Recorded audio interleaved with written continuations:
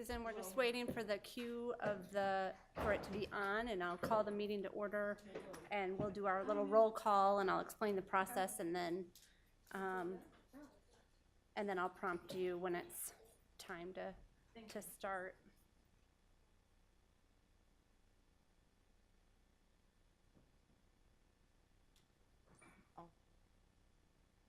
Oh, yeah, that's right. And yeah, which I'll explain all of that too in the midst of all of this.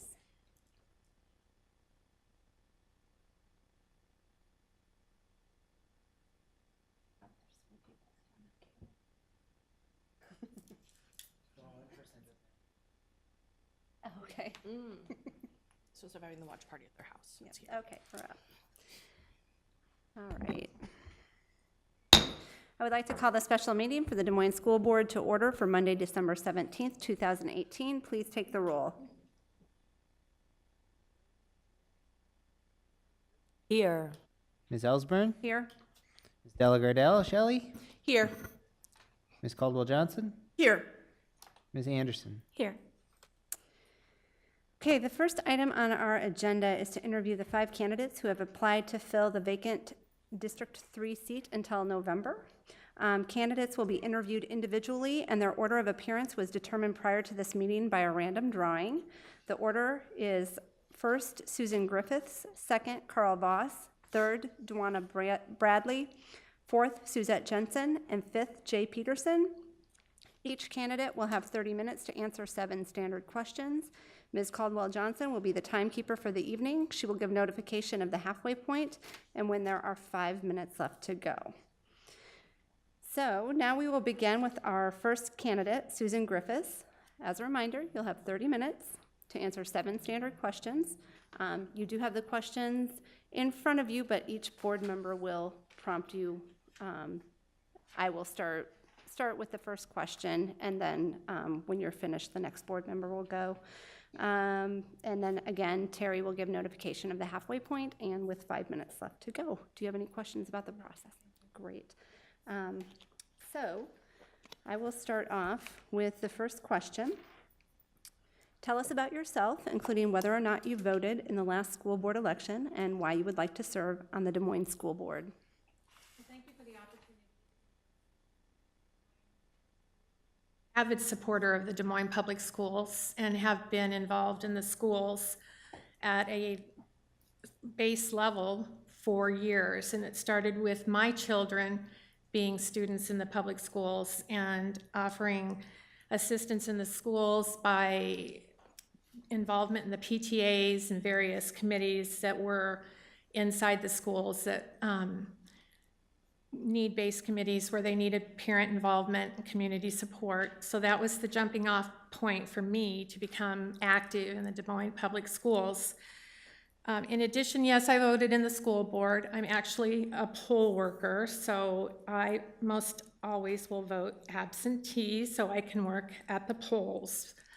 I'm a poll worker at a precinct, and I've been doing that for several years. Voting is one of the most important rights that we have to exercise, and so I encourage everyone to vote and use their right. I'd like to serve on the board because I believe the 6 core values of the district that you have outlined is something that resonates with me. Among those being primarily knowing that children of all backgrounds and differences have the right to the same equitable educational environment. And because you have outlined 6 great belief structures, I can tell you that those are all important parts of my own value systems. So that's driving the fact that I also want to be involved. I feel advocate for the schools, for education in general, and I feel that I could contribute based on the years of experience in the schools. I bring a corporate piece of it because I've been active work in corporate America for a number of years, and so that can blend between the two. Thank you. Susan, what are your impressions of public education today, and what, in your opinion, are the biggest challenges facing the Des Moines district? And along with that, where would you like to see the district be in 5 years? You know, I think the Des Moines Public Schools has a great reputation, and the children and students that you represent are greatly diverse. My opinion of the biggest challenges that the Des Moines district faces probably is budget. And the reason being, you know, the state is not as the opportunity to give money to the schools is not as plentiful as it once was. And so many times tough decisions come with that lack of monetary resource. So I think that's probably what I see as our biggest obstacle and challenge to overcome.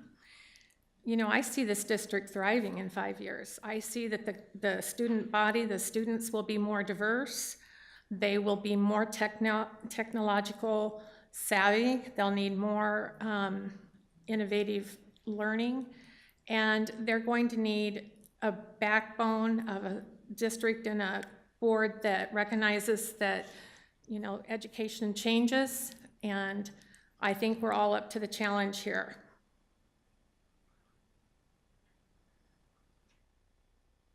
Thank you. Can you please share your thoughts about the role of the board in relation to the superintendent, the staff, and your fellow board members? It's my understanding that the board works as a cohesive body, and it's governed by your policies and standards that you have predetermined and predefined. You interact with the superintendent and as a supervisory role, and the staff reports to the superintendent, and the fellow board members here are equal partners in collaboration, and each person holds one vote, one voice, and the decision of the board is recognized as the final outcome. We're all, even if your thought process might have been a little different than the outcome, you're still supporting the vote and how, what the decision was to follow through on. If I was part of the board, got to be part of the board, I have a real work ethic, and I can I'm an ideas-based person, and I like to brainstorm, but I'm also a collaborator and can listen and contribute and deep think and thought-provoking questions to try to problem solve and get to the best resolution that we need.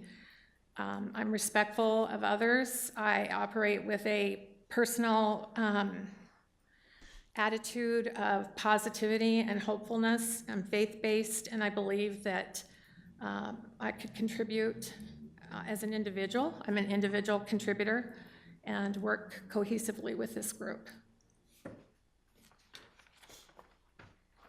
Thank you. Okay. Susan, I know that you participated in the board training that was held on December 8th. Can you share with us a little bit about what you learned about school boards and your biggest takeaway from the day? My biggest takeaway was understanding that the overarching goal of this board and most school boards is for a successful outcome of the student, and what tools are needed to make that success happen. I also found out that I don't need to have all the answers when I come in here. I have a vast support group that can give us the data and the documents that we need to make educated, informed decisions. I also found that collaboration, different viewpoints, different ideologies are all part of the process, and sometimes it's not one right answer, it's a team of answers or multiple answers that make the best decision. I found that the workshop was very helpful to me because I really needed to know more about the hierarchy and the structure. And the board of directors. I had never thought about the school board as a board of directors. I had always applied that to corporate America, and that the stakeholders were, your shareholders and corporate America, and it transfers so easily into the Des Moines schools that this body is a board of directors. And I like that idea because I feel it's empowering. It gives you it's defined, what your role is, you're defined. And there's no second guessing or not understanding what the role of the board is. You know what your expectations are and what's expected of you, and the outcome being the success of the student, always first and foremost, and the steps we need to take to get there. Thank you. Thank you. Thank you, Susan. So there's 2 questions embedded in the next question I'm going to ask you. So as a board, we have to work as a team. And what's your experience being on a diverse team such as the school board? And what skills would you bring to our work as a board team? Well, I've never served on a school board, but I did serve on the Rebuilding East High Committee. It was a diverse group of experts, both within the district, comprised of educators, and outside of the district, comprised of business people, architects, a host of people that can contribute to the Rebuilding East High and conceptually what was needed. That was a diverse group, and it brought lots of different talents because there was a common goal to define what was needed for East High School and make those goals, put those in place. In addition to being active in that process, another way that I have been involved in diversity, I am a mentor at Edmonds School. Edmonds School is just, everyone should be able to see Edmonds School. It is enlightening, it's an amazing school where your diversity is so great, and those children are so joyful, and there's just so much life in that school. And I enjoy being part of that because it's the best part of my day when I go to Edmonds School. Or now I go to Callanan. My mentor transferred on to Callanan. The same there, all those same adjectives apply at Callanan. I've also been involved in the corporate America and was a union steward for my Communication Workers of America, and so we represent any employee in the workplace that's in need of a union steward, and that's because we have a state where it's the right to work, and we can represent anyone or need to represent anyone that might need union representation. So I have been involved in that. Basically, I think that the diversity that I bring is, the experience I have in diversity comes mainly, though, from my involvement in the schools and the activities that I've participated in there.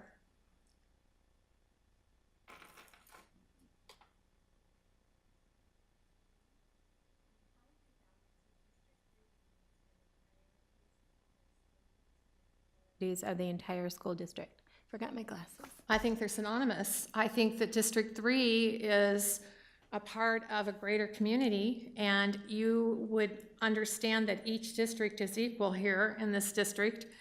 My advantage is that I am a longtime East Sider, and I do know the East Side, the community, the challenges, the successes, the struggles. And so this is all part of what makes me who I am, is because I have a pulse on the East Side.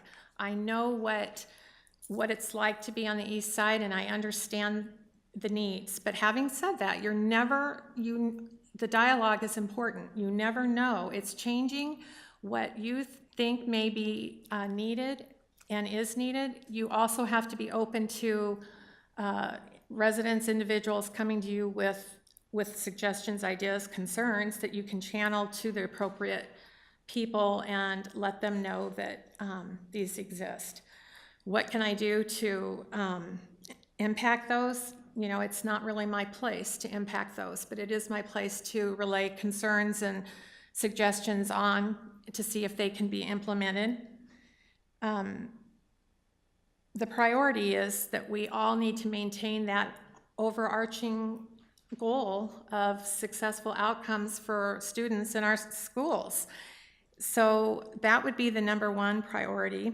And the needs are great in the school system, the children, the students. There is a lot of children that need, and our role would be to prioritize that need and make sure we can impact it to the best of our abilities. But I don't see that there's one district that has more need than the other. I think they're all equivalent, and they're bodies that represent a greater group that we all just, it's a joint effort. There's no one body that's more important or has more needs or less needs. At the end of the day, every district is comprised of the same stakeholders. We've got the same people, the same children, and the same parents, in the same communities, the same areas, at just different geographic locations. And we should focus on what we can do as a cohesive group. Okay, I have the final question. We thank you for your interest in serving on the Des Moines School Board. And if selected to serve in the District 3 seat, and after your time on the school board has ended, what difference do you want to have made? Well, I'd like to see myself as a catalyst for positive. My innate belief is that I have a willingness to help and a willingness to serve. And I believe that we're all called upon to do the very best we can. And I want to be a contributor. I want to be remembered as someone who tried to help and did help. I want to be remembered as a catalyst to change. And I want to be someone that was remembered that worked cohesively with a group in place, and that I was one person and contributed one person's worth of input and worked cohesively with the rest of the board. I feel every person in this process is a person of influence to children, and the end goal is to see that we can provide them with the best possible success and outcome that we can. And I want to be able to look back and say, I did that, I helped, I was part of that, and feel good about it. And know that everything I did was for the good, the greater good of students and children in this city. Thank you. Thank you very much. Opportunity. Thank you for it. 15 minutes. Wow. Good job. Thank you. And you're welcome to stick around, but you don't have to. If those who are not here by the end of the night will be in contact, so you choose. I want to thank you all. It's a little bit nervous time when you're, interviewing, so I don't even know what I said, so we'll see. But thank you all for the opportunity, and good luck to you tonight. Thank you, Thanks Susan. for taking the time. We appreciate it. And we will take about a 5-minute break and transition the next person.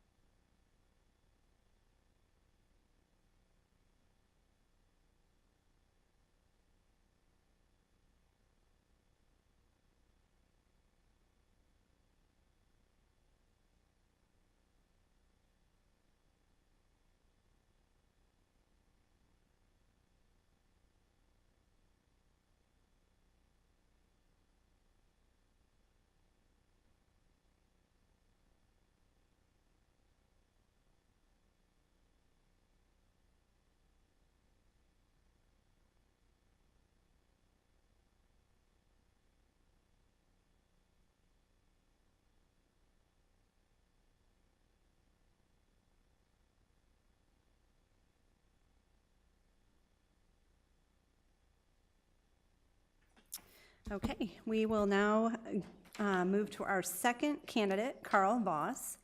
Carl, you'll have 30 minutes to answer 7 standard questions. Ms. Caldwell-Johnson will be the timekeeper, and she will give you notification of the halfway point and when there are 5 minutes left to go. You'll see you have a copy of the questions in front of you as well. And I will begin with the first question, and when you've finished answering that, then each board member is assigned a question, and we'll ask you as we go. So I will, and any questions about the process or about the questions? No. Asking? Well, I mean, I've About the not read the question asking questions yet, process? but yes. Yes. Okay. So I'll start. Tell us about yourself, including whether or not you voted in the last school board election and why you would like to serve on the Des Moines School Board. All right, well, I think I provided in my packet my voting record, so the answer is yes. And I don't think I've missed many elections of any stripe. As you might have read, have been involved in a lot of different activities in the Des Moines community, including serving as an interim council member on the Des Moines Council. I've foolishly volunteered to be on a lot of boards and commissions. I've gained a lot of knowledge by doing so. Well, the school board is one board that I haven't served on. I've been involved in several activities related to the school. There's a need. I think I can fill that need. And I think I'm an experienced community voice, and I believe I could play well with the board members. Thank you.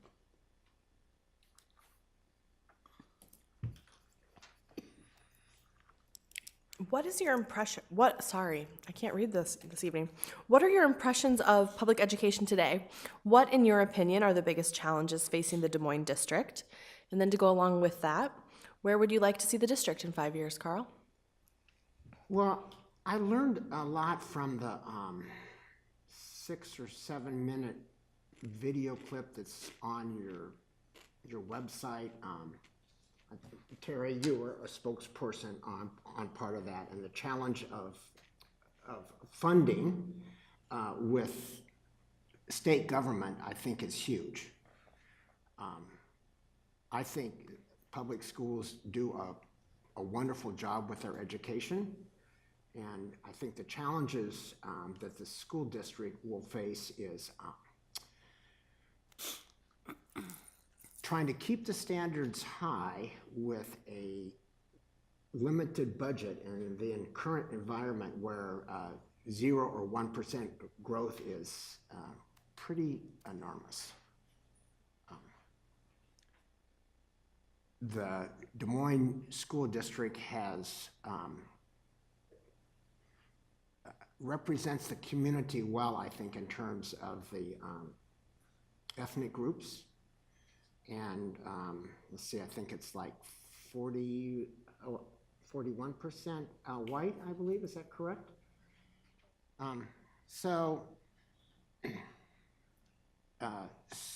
A public school education ain't the way it is with a lot of people my age that grew up. It ain't your grandpa's school district. And so the challenges of operating in that environment, especially with the legislature, I think is my impression is the largest challenge that you face. In terms of where I'd like to see the district in 5 years, I guess we can't do a lot about this, but I would hope the attitude at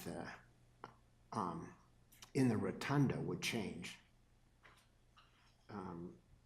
There are too many elected officials that believe that I was number one in education, and we've slipped. we have to do a better job of preparing the best asset in our community is our children. And so we really need to step it up to get back where we ought to be.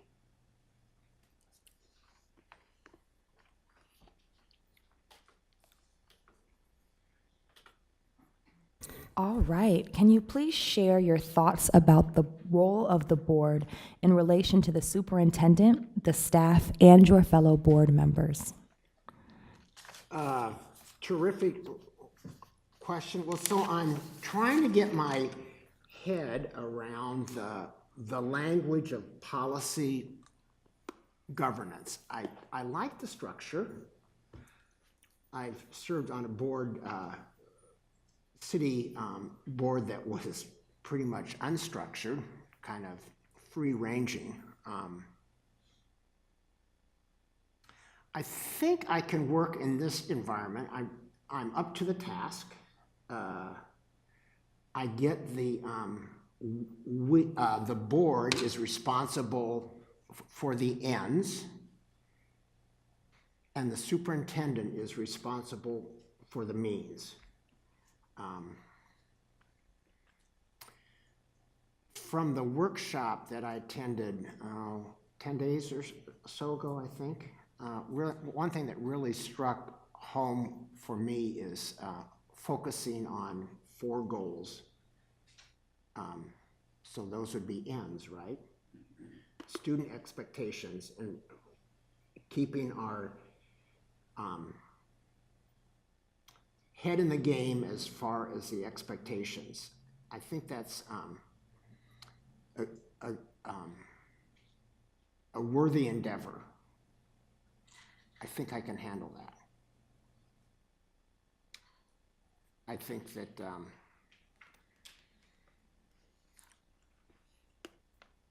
I don't see any challenge for me regarding what you would expect for me in terms of your code of conduct, I believe. I personally am not going to bring any shame to my name, and there was one part of the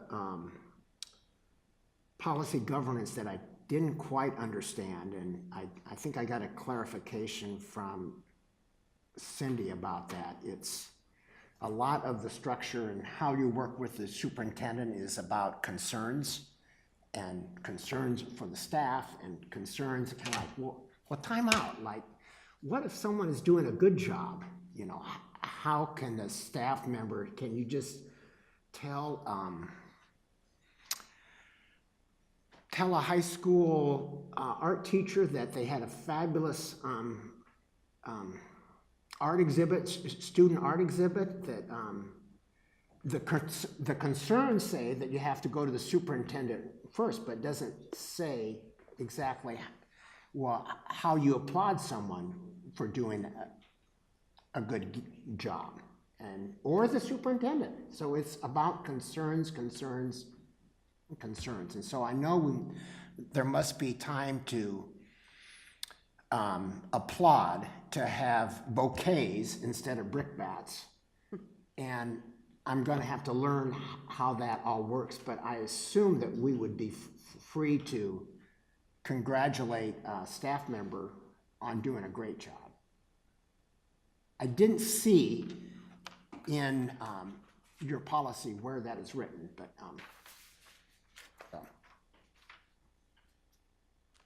So Carl, I have the next okay, Terry.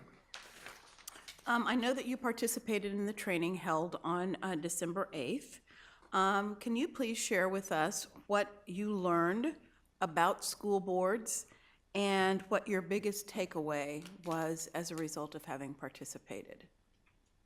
You know, I think I touched on just briefly earlier, having 4 goals and those student expectations, like it.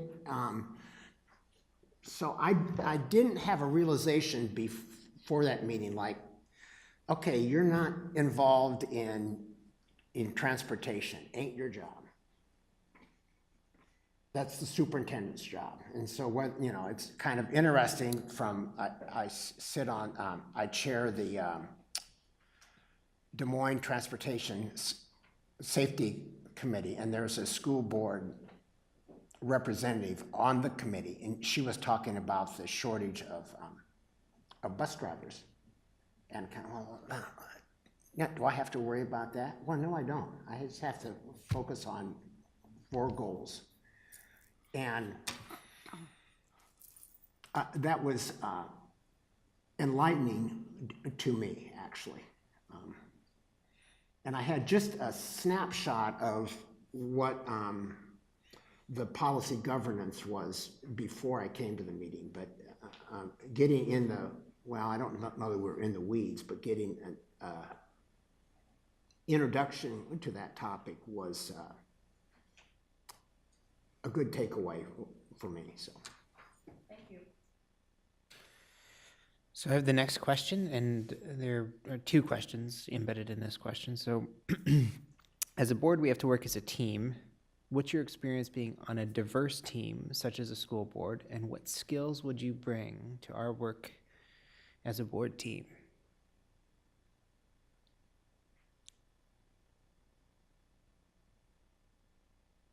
Well, I think the skills that I would bring is the experience from working in the community for 40-some years at various levels.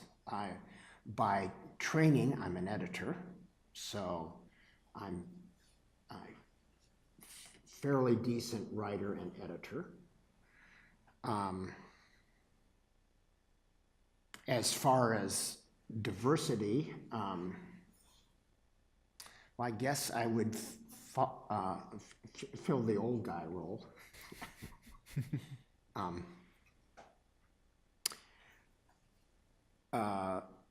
I think if you ask around the community that I'm a pretty good team player, and you can please use any of your resources that you need to between now and when you make a decision. So,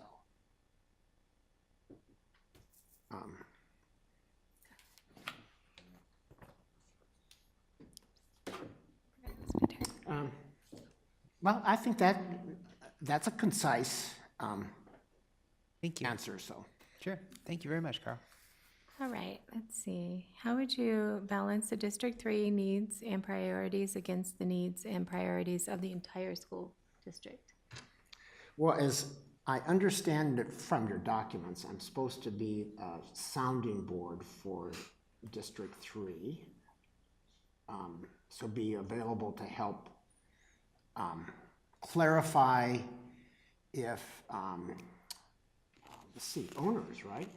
Owners have a question about their child or their school, but I'm not supposed to put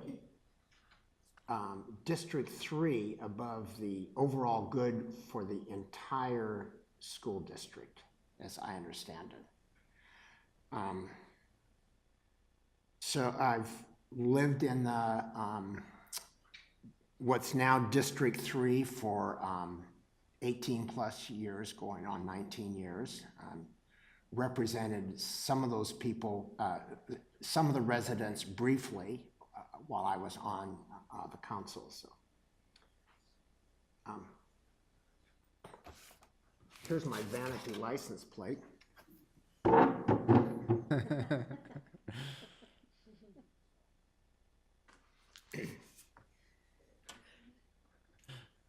That's first. Okay. Absolutely. Okay. And I have the final question. We thank you for your interest in serving on the Des Moines School Board. If selected to serve in the District 3 seat, and after your time on the school board has ended, what difference do you want to have made?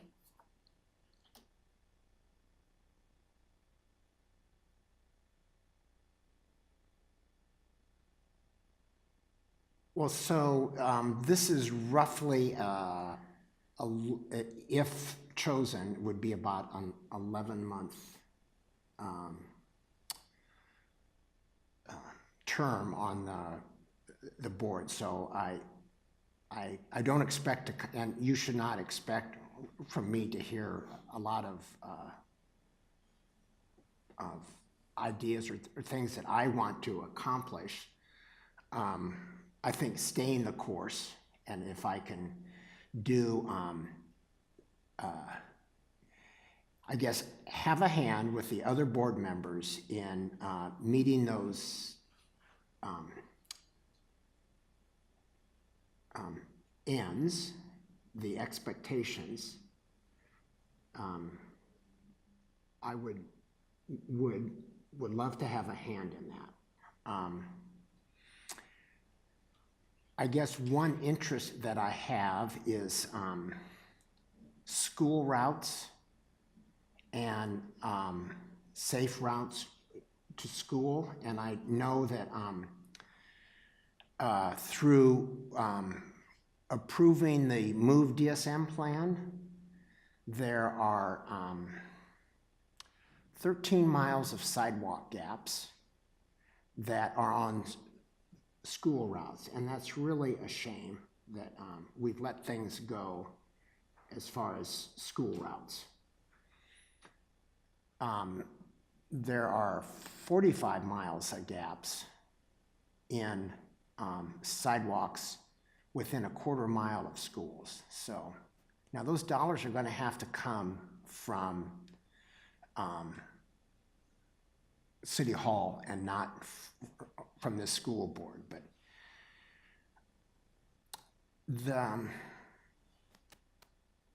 City Hall or the City Council and the school board should be working closer together, in my opinion. That neighborhoods and building neighborhoods is really, really important in the fabric of this community. And that's parks, and that's housing inventory, and it's schools. And we have a lot of new housing in Des Moines, that single people that eventually they'll decide that they some of the residents will get married and decide they want to have a family, and we don't want them to think that they can't do that in Des Moines. So a stronger community and a stronger relationship between the City Council and the school board would be wonderful, but I know that's not one of our 4 outcomes, or ends, excuse me. So I'm personally interested in those. So Thank you for your time, Carl. You are welcome to stick around. If you choose not to, know that you will be contacted with whatever the outcome of this evening is at some point later. And thank you. it's my anniversary. I think I'm needed at home. So I think you are. Happy anniversary. all right, thank you. Thank you. Thank you. And again, for the TV watchers and our audience here, we'll take a 5-minute break as we transition candidates.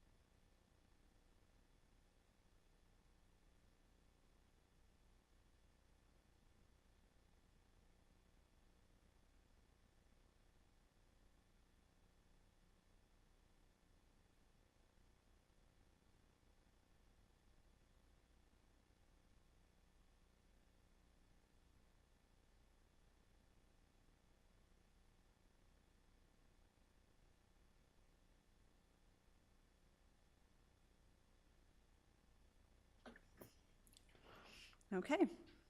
Now we'll move to our third candidate, Dwana Bradley. You will have 30 minutes to answer 7 standard questions. Terry will be keeping the time for the evening. She will give you notification of the halfway point and when there are 5 minutes left to go. You'll start with, I'll be starting with the first question, and as you finish each, another board member will be asking you the next. And there is a sheet in front of you that has the questions printed out on them on it as well. Any questions about that? Okay, great. So, oh, and the mic, you want to make sure you speak into that. Okay. I've been forgetting to tell people that. All right. Okay. Tell us about yourself, including whether or not you voted in the last school board election and why you would like to serve on the Des Moines School Board. I will start with yes, I did vote in the last school board. I am a product of the Des Moines Public Schools District. I was able to be in elementary school for Des Moines Public Schools before having to leave the district. I have been a former teacher for Des Moines Public Schools. I did that for 7 years, have had the opportunity to serve on a couple of committees still for Des Moines Public Schools as well. I have been very passionate about education and working with children and also building relationship with members of the community. Right now, I am currently the executive director of Iowa Juneteenth, which is what I do in my spare time. I also teach second graders at the Homes of Oak Ridge, and I also work for Iowa Urban Media. I run the Urban Experience magazine, which has been in existence for about almost 4 years now. And I am actively involved in my church as well as a choir director, but I enjoy spending most of my time being mom. That's one I'm most proud of a 13-year-old and an 18-year-old. She's a senior here in Des Moines Public Schools, and then my son goes to a Christian school. And I want to serve on the school board because I've always believed in being an advocate for people, and I feel like being in this position allows me to be able to be a voice for people and to be able to be a representation of those that are in the district that I would be serving. I believe that I work well in a team with others. I've been on different committees and had a chance even as a teacher to collaboratively work with others. I respect and value other people's opinions even when it doesn't reflect what I may think, but I believe that I would be an asset to the committee just on the experiences that I've had.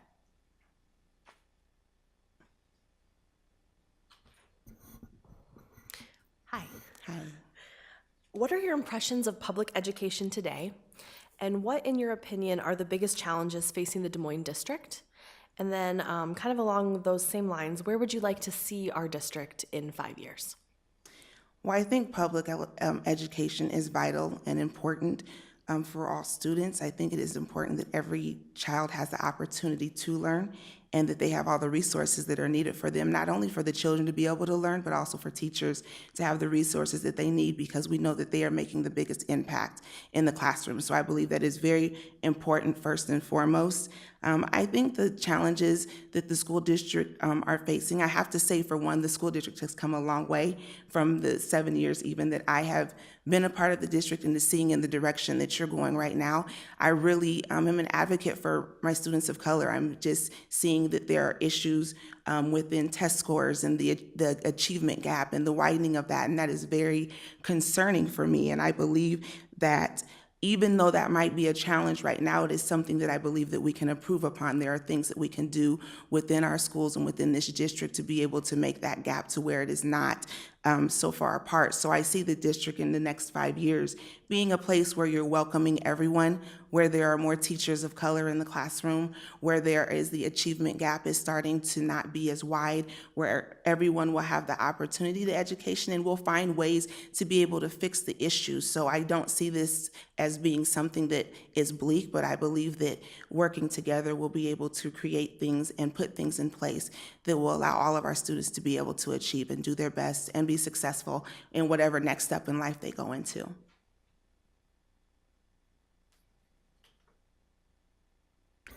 All right, can you please share your thoughts about the role of the board in relation to the superintendent, the staff, and your fellow board members? Yes, I believe is serving on the board. One, with the superintendent, you are really holding him accountable. There are things that I know that he has set out for the district. There are goals that he has put in place, and my job as a board member is to make sure that he is being held accountable, making sure that the things that he is communicating to all, that we make sure that those things are actually taking place. And as far as the staff, I believe that we are to be an advocate for teachers. I know that being a teacher, that's always something that I look to for the school board, is to be an advocate, to be able to communicate and share about the things that we desire in the classroom. I know as teachers, it's one of the toughest jobs to have, but it's always nice to know that you have a board that is listening and able to help in any way that they can. And I think with our fellow board members, we agree to disagree, but we all have the same passion, which is making sure that students achieve and do their best. And no matter what, I think that if we have that all in common, it doesn't matter if we disagree about things, we'll always agree to disagree, but I know that we're all on the same board, which is making sure that our students are successful and making sure that they live their best lives.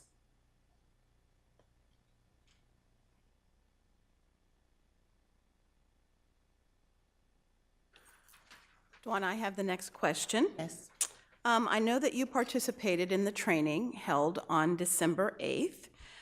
Could you please share what you learned that day, and also what your biggest takeaway was after having participated? Yes, there were so many things that I did learn in that video, but the one thing that I did learn about the video is that it's my role to really represent the values of my community. It's my role to be an advocate for the people in my community and the desires that they have to see for their students in the school district. It's not to be about me and the things that I want, but it's really about listening, speaking up, being a representative of the district that I would represent. And I just believe that that is something that I would be able to do, but I also feel like I have to be self-aware of who I am. That was one thing in the video that I remember writing on the side, was they said self-awareness, making sure you know who you are and the things that you value as well, and not only what you represent, but who you're representing. Thank you.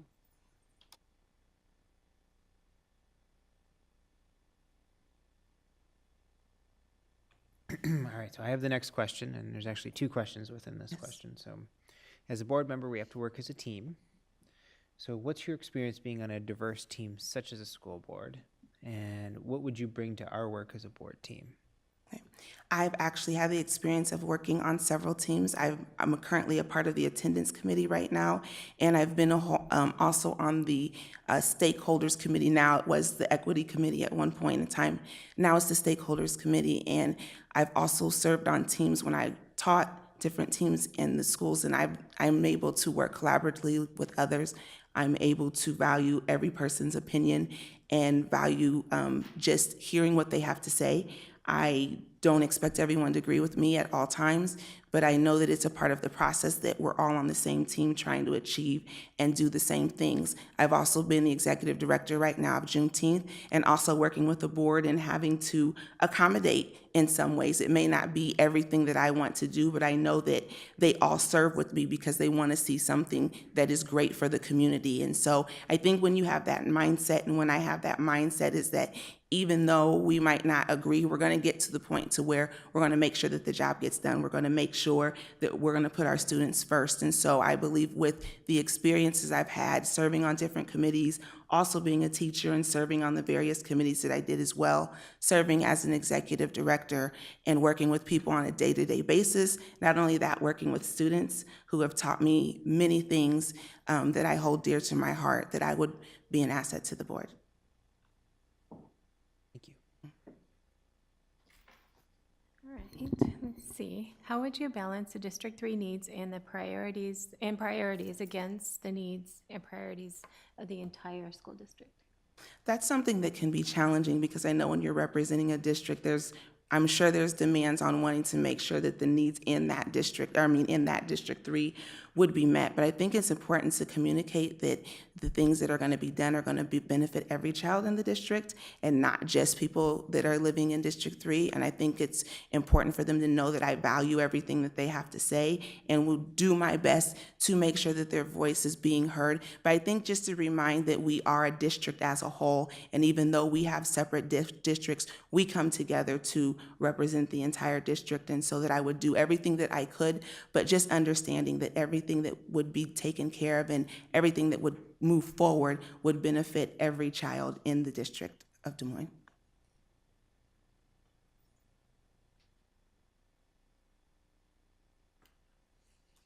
No, you're fine. Okay. We thank you for your interest in serving on the Des Moines School Board. If selected to serve District 3, and after your time on the school board has ended, what difference do you want to have made? I want to be able to be a person that's able to build relationships with people. I feel like that's something that I am strong in. I also want to be someone that someone says she took the time to listen to me. I think listening to people is very important.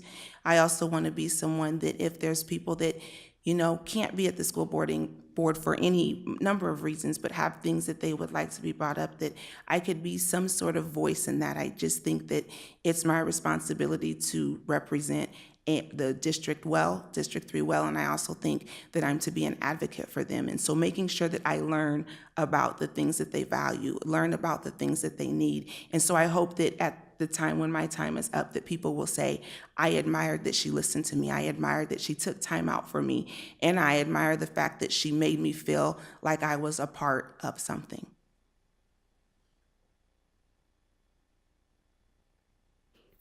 Thank you.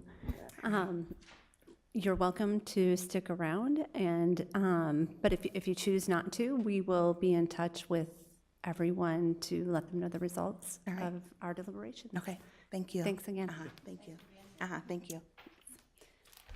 And again, for our viewers, we are going to take a 5-minute break between candidates.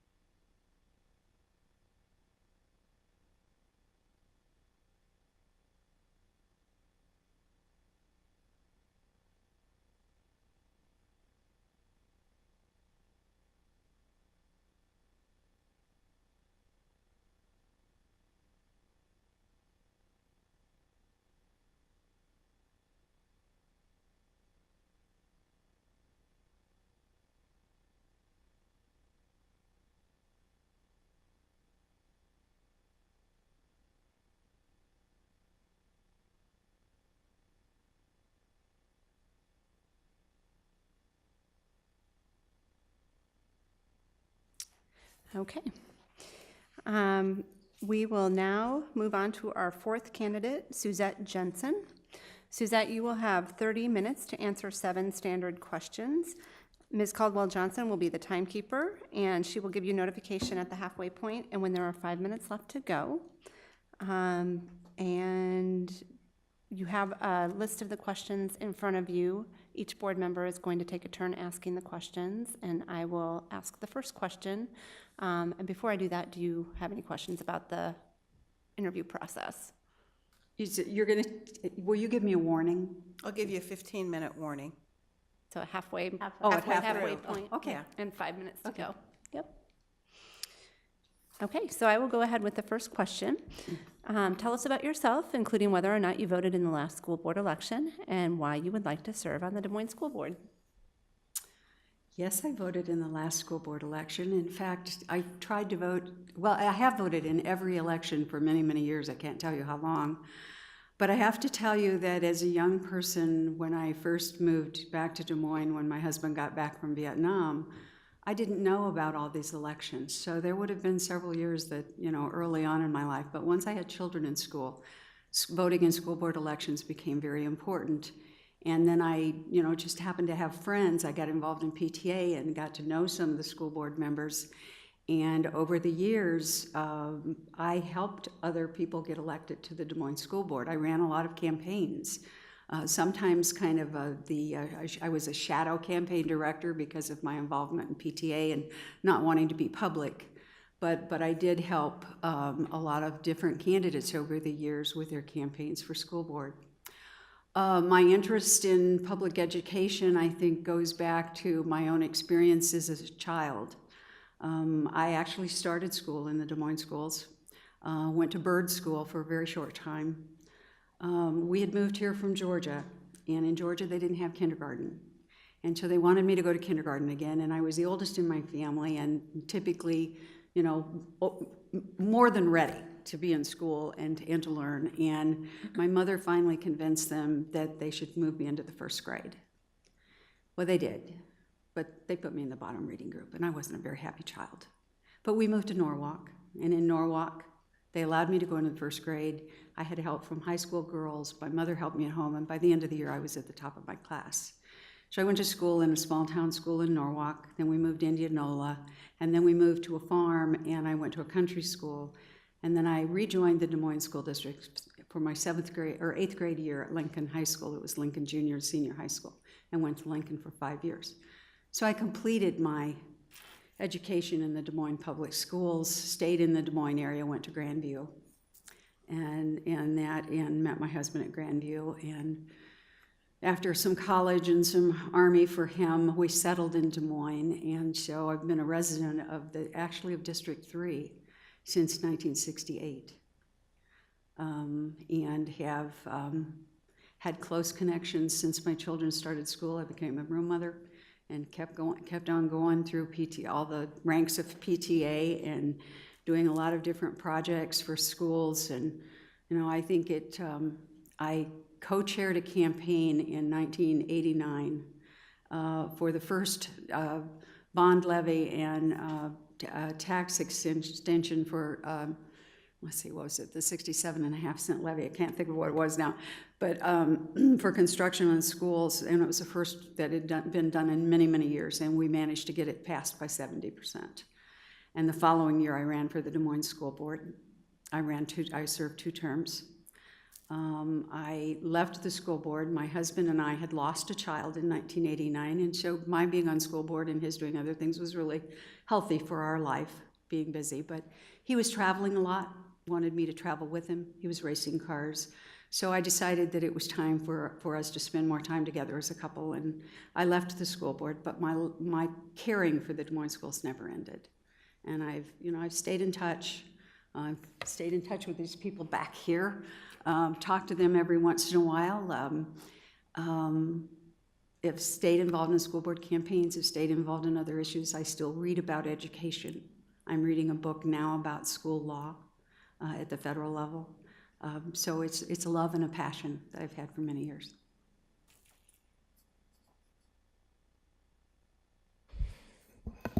Thank you. So what are your impressions of public education today, and what, in your opinion, are the greatest challenges facing the Des Moines district? And along with that, where would you like to see the district in 5 years? Well, I think public education is going through a pretty tough time in this country. It's being threatened a lot politically. It used to be the backbone. I mean, the public schools were the backbone of every community, and as we've seen declining enrollment, as we've seen small towns lose their schools, as we've seen charter schools, as we've seen vouchers, efforts to take away public monies for public schools, and we've seen a public that seems to have so many of our seniors, so many people don't have anyone in the school district anymore, and so they've lost a connection. And I think it's up to us that care about public education to begin to work on rebuilding that connection with the community that's not there anymore. I was at a family function yesterday, and one of my cousins, who's from Philadelphia, from Pennsylvania, said, well, you know, I have to pay taxes for schools, but I don't have any kids in school. And I looked at him and I said, Mark, you're doing that for the greater good of your community and our country. So I think that's just one example of how people feel. They're not connected. Now, Des Moines has made an effort to go back to neighborhood schools, but are we really inviting the neighbors in to these schools? Do neighbors really, is there a comfort level? And I would so much love to see us do more to get people who are not connected, more connected with our schools, people in the neighborhood that are, I've had this dream in the back of my mind that we could somehow start a grandparents brigade or something to get more volunteers in our school, the people that are sitting home not doing anything. There's nothing that makes you happier than children. I happen to play the piano, and when I was noticing, when my children were in the elementary school, and was noticing how hard the music teacher had to work to try to play the piano, and I volunteered to play the piano for the choir. And what a wonderful job. There are people in the community, I think, that can provide some of those services, but we're not reaching them. They no longer have children in school. They're not connected. Where do I want to see the district go in 5 years? I want it to grow. I know it's really tough right now with the finances that you have and with the cutbacks in budget, and it's not looking good for this year. But I think we need, to build these connections. I think we need to stay on top of it politically. I think we need to work with the neighborhood groups. I just came from a church meeting, and my church is right adjacent to Grandview, and they have a children's after-school program every Wednesday early out. We're taking as many children in my church as we can handle, and we're looking at building an addition so that we can handle more children that come from Cattell. I think that we need to reach out to churches. I think we need to see if those churches can offer their space. Church is sitting empty, and we have a lot of churches in our city. Churches sitting empty could be used for other programs for kids, and I think we need to, I know there are people who feel funny about that, but I think we need to get people more involved. And it's this element, this percentage, this very high percentage of people that no longer have children in school, and we need to reach them. And over the next 5 years, I'd like to see us a real concerted effort to reach out and get those people more involved with what's going on.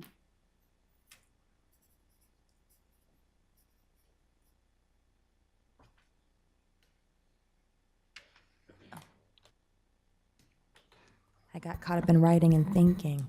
I have the next question. Can you please share your thoughts about the role of the board in relation to the superintendent, the staff, and your fellow board members? Well, it's pretty well written into the code. The role of the board with the superintendent is to write the policy or the rules for the school district, and those rules are written in accordance with compliance with state law, federal law, and judicial law.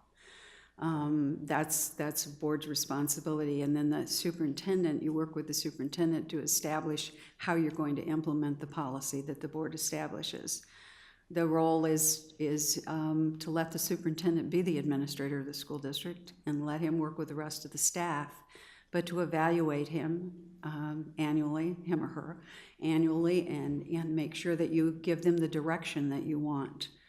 I know it can sometimes be contentious. When I served on the board, we had some financial issues, like what's going on with the Waukee School District. Not quite as bad. We didn't have to fire anybody, but there was embezzlement that when I came on the board that we dealt with. There was dealing with how do we do better financial record keeping, and we had, there were pushes to fire people, and that wasn't our role as a board.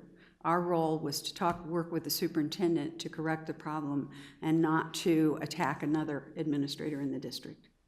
And that's a tough one because the community sometimes doesn't understand that. Working with the board, I think it's important for the board to communicate with each other, to share your feelings. I think that we all have a little bit different approach. We all come from different backgrounds. Certainly we have to be aware of open meetings laws and the open records and not violate those rules that we need to follow. But you need to work together and you need to listen to each other, and I think come to compromise that works for everybody and works best for the school district. It's working, board superintendent relations has volumes written about it, and it kind of is sometimes by the seat of your pants because you don't know what's going to happen. I think the community with what's happened in Waukee, a lot of people are asking questions. Gee, what might be going on in the Des Moines School District? It's a lot bigger. Have you heard that question yet? I've heard that one already. So it's a fine line. It sometimes gets overstepped, but it's important to maintain really good relations between the board and the superintendent. And if you have a board member that's having problems with that, then the other board members need to help with that.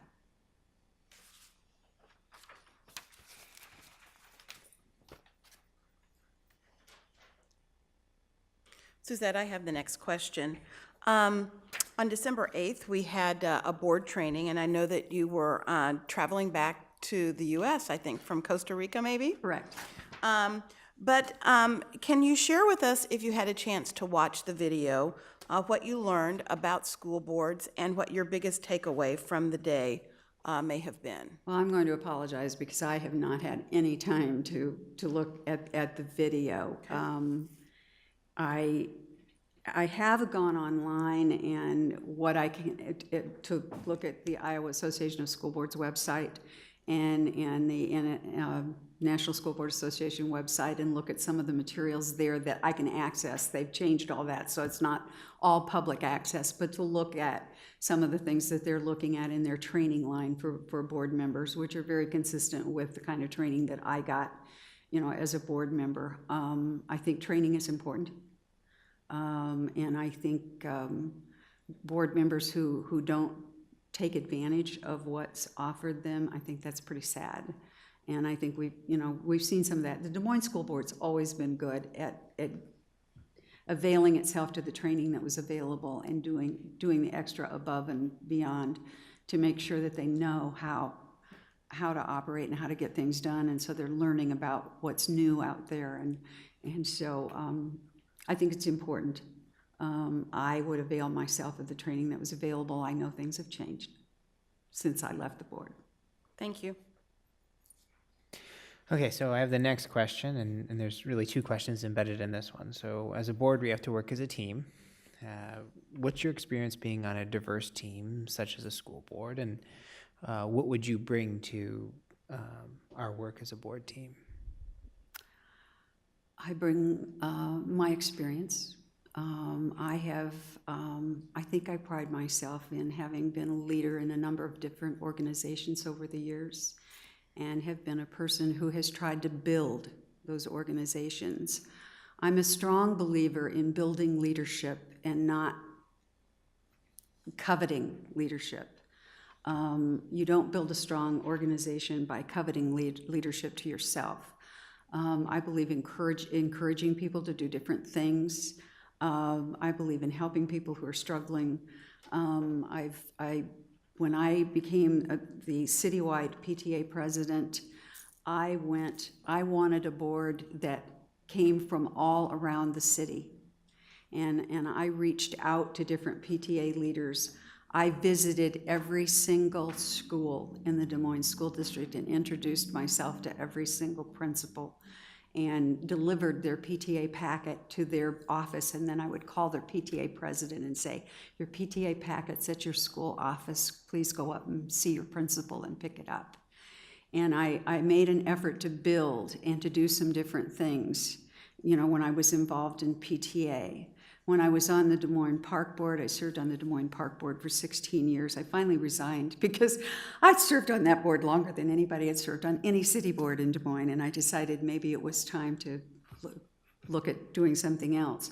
But I also wanted to build the leadership. I made sure that people served on different committees and commissions because that board does kind of finger out into other areas, and made sure that other people, I've always liked to build that depth in the team because it's important. When I became board president of the Des Moines School Board, I always invited my vice chair to help me with planning the agenda. That had never been done before. Because I thought, what happens if I'm not there?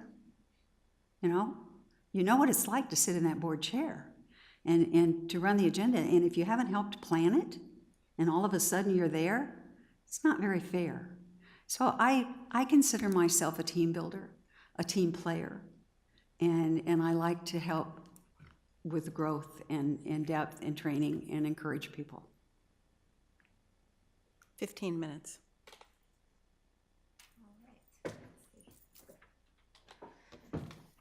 Okay, how would you balance the District 3 needs and priorities against the district, against the needs and priorities of the entire district?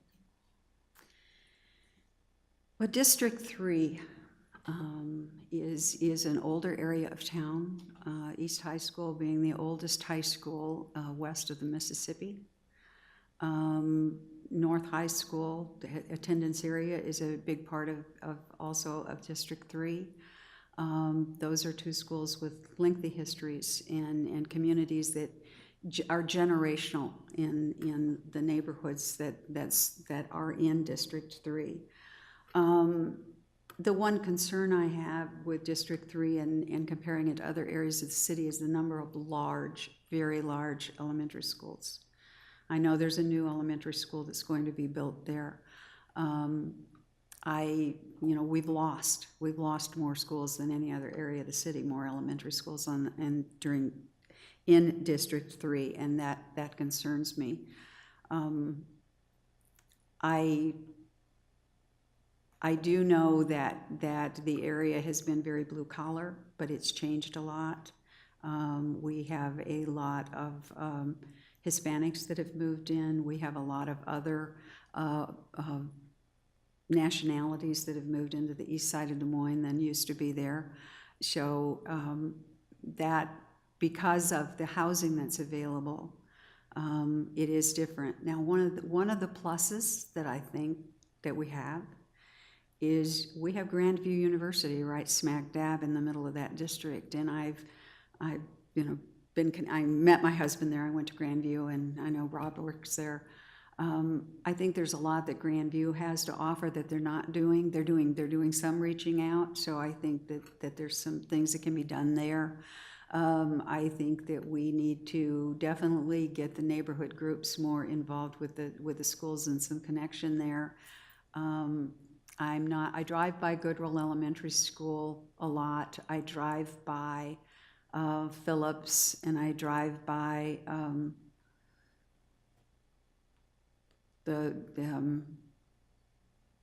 42nd Street, the middle school and high school or the grade school that are together, and I drove by East High School tonight. So I drive by a lot of those schools. I still care about them. Haven't been as connected with nobody in them, but I have friends now that have grandchildren in some of the schools, and Facebook friends who have children at East, and Facebook friends that have children at North, and it's kind of fun to hear what's going on.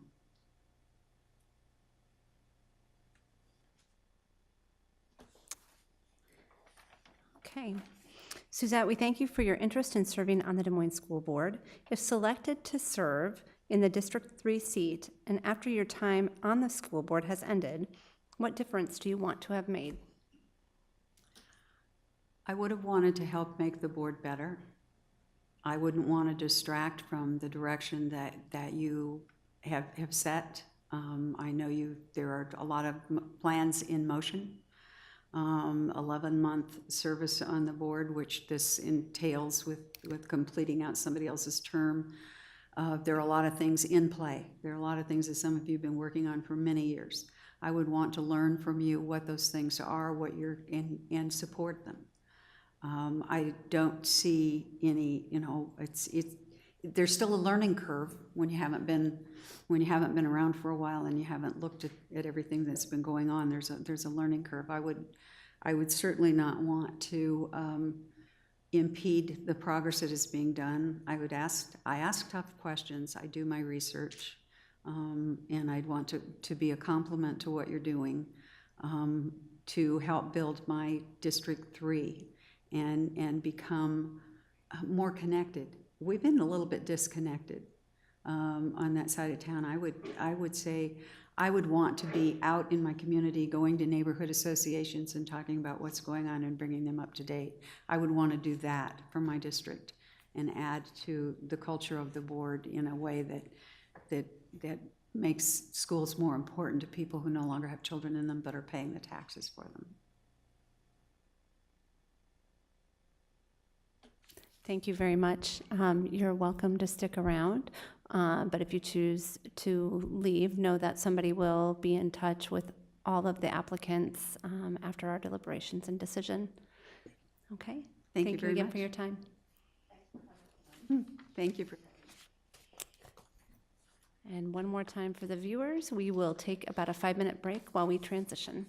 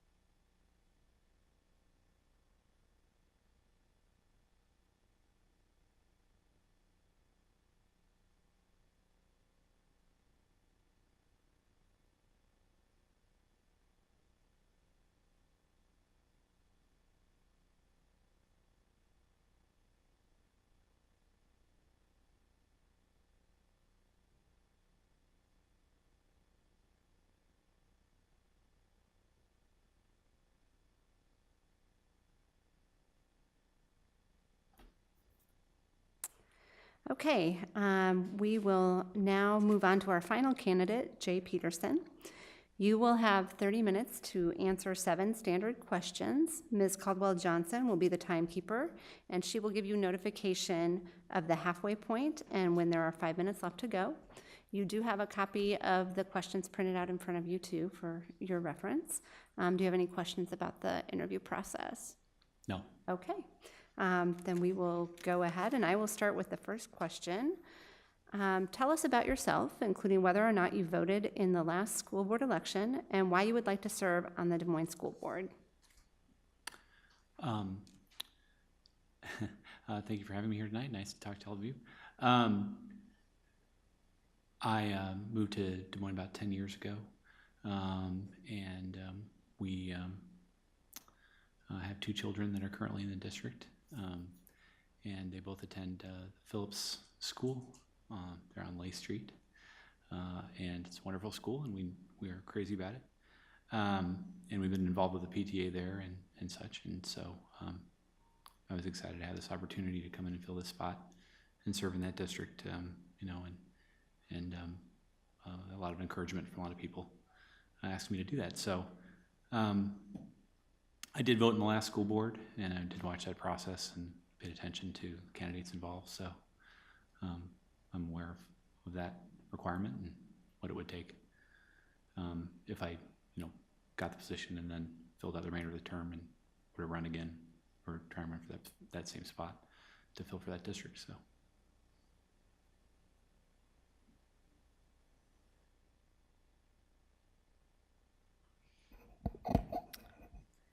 What are your impressions of public education today, and what, in your opinion, are the biggest challenges facing the Des Moines district? Where would you like to see the district in 5 years? So that is not a small question. No, it's definitely not. Yeah. I'm very impressed by the things I see across the district, and I got a chance to serve or to come in and work on some of the volunteer on the legislative days, and we pay attention to the news that goes through and what happens in the district, and but we've been very involved, with our own school and it being a microcosm of everything else in the system. So we're paying close attention to what the teacher situations are and how that works in our school, and we really have a good, I think a very good relationship with our principal and teacher association in our school. So there's a lot of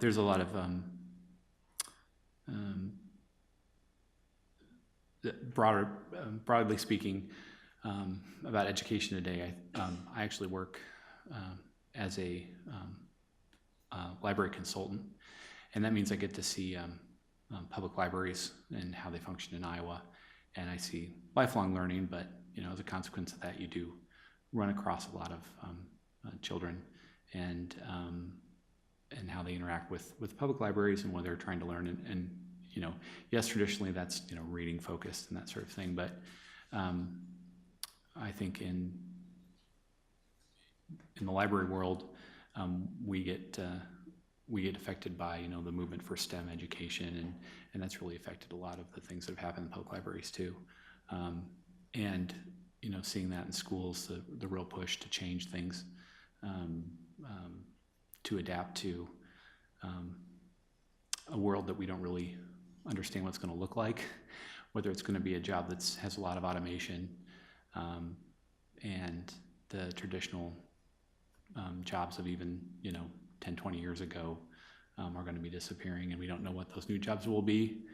And I've attended a few of those Future Ready summits that were here around the state in Iowa, and I've even heard from the governor, and I know that's a big part of what they're pushing for, is adapting jobs in Iowa for the 21st century. I think there's a lot of positive things there. I think Iowa broadly is pretty mobile, and I've always been impressed, that Iowa had a schoolhouse on its quarter. I'm sure everyone knows that, and I always kind of am enthused by that, and I hope that spirit can come back, and Iowa can be a pro-education state. I've had quite a few family members who've been educators, and some of them retired here in Iowa, they speak very fondly of being a teacher here. So, but where do I want to see the district in 5 years? I think there's a lot of things it's doing really, really well. I am very interested in looking at the teacher librarian scenario here. I know that just came out in the register recently about what's, that there's only one teacher librarian in the district, and having it move to media centers and that sort of movement. Yeah, that's important. But it's hard for any teachers to spend time on doing the sort of information literacy things that they need to do when they have so many other pressures going on in the classroom as well. I think generally, standardized testing is really difficult and hard for outcomes. I don't like a lot of testing. I don't think it's very effective for personally, for my students in classes. I think there's lots of issues with it, and I'm interested to see movement in that area. I see a lot of, legislators and people talking about it, getting away from it, and I think that's great. But yeah, I think Des Moines specifically, it has such a role to play with minorities and ethnic groups that are here, and we give so much support to them. I think increasing that, and I'm not a real expert. I'm here to learn, so there's a lot of ways I want to go, but I'm very interested in seeing where this can go here in Des Moines. So, and like I said, my children go to school here. We're going to be cycling them through. My son just turned 9, so 5 years from now he'll be 14, and that's terrifying. But so. Thank you. All right, I have the next question.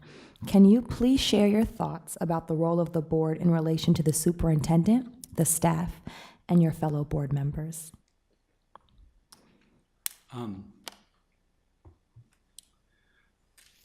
The experience I've had with boards in my career so far, and seeing the relationship that we've had to work with in my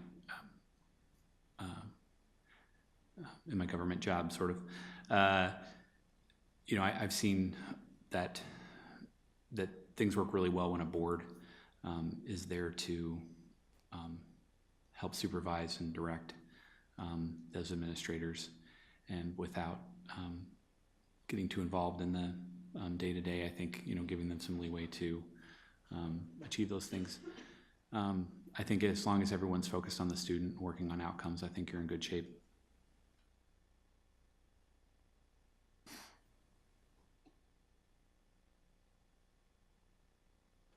I have the next question, and that is, I know that you weren't able to participate on December 8th, but I'm hoping that you can share with us anything you may have learned if you had a chance to review the video, and if so, what your biggest takeaway was. I think it's coming up with those measurable outcomes, having those objectives that are tangible, that you can see progress on. I was also looking at that material about what are the 4 steps of achieving your goal, that pocket 2, and coming up with those components that that you can find something that I thought that was interesting in there, to have the lag and the lead discussions, and I think that process is really good to see that that's here.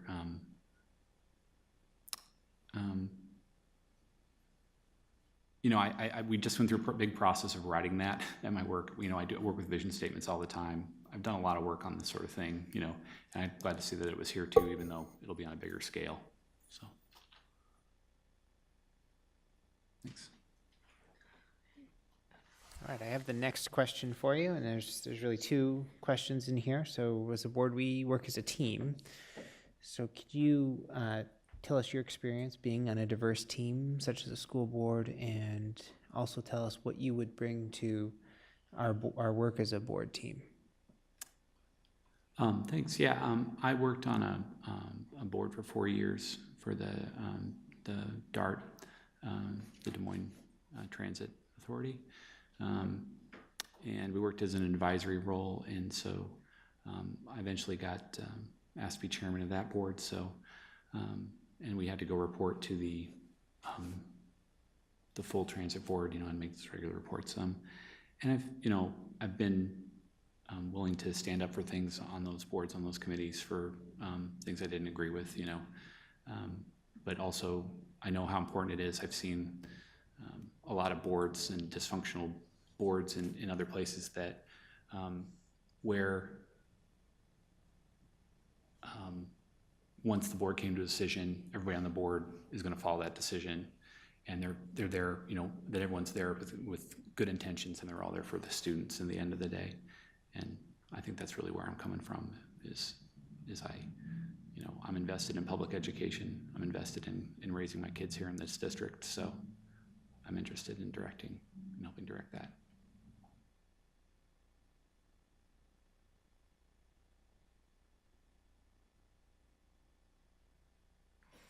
All right. How would you balance a District 3 needs and priorities against the needs and priorities of the entire school district?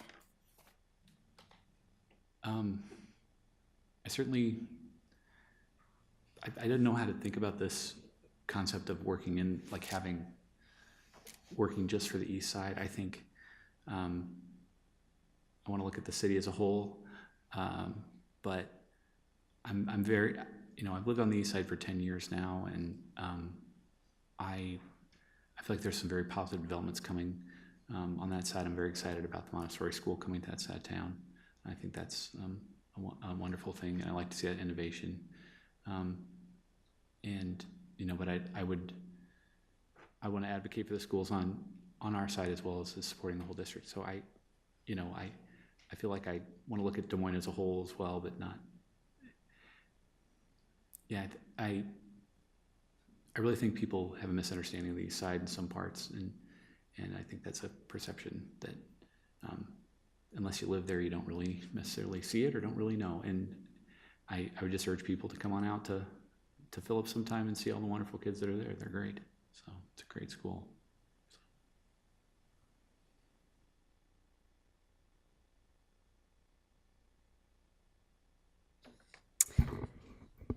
We thank you for your interest in serving on the Des Moines School Board. If selected to serve in the District 3 seat and after your time on the school board has ended, what difference do you want to have made? I'd certainly like to support that mission of the district. I think it's a great mission.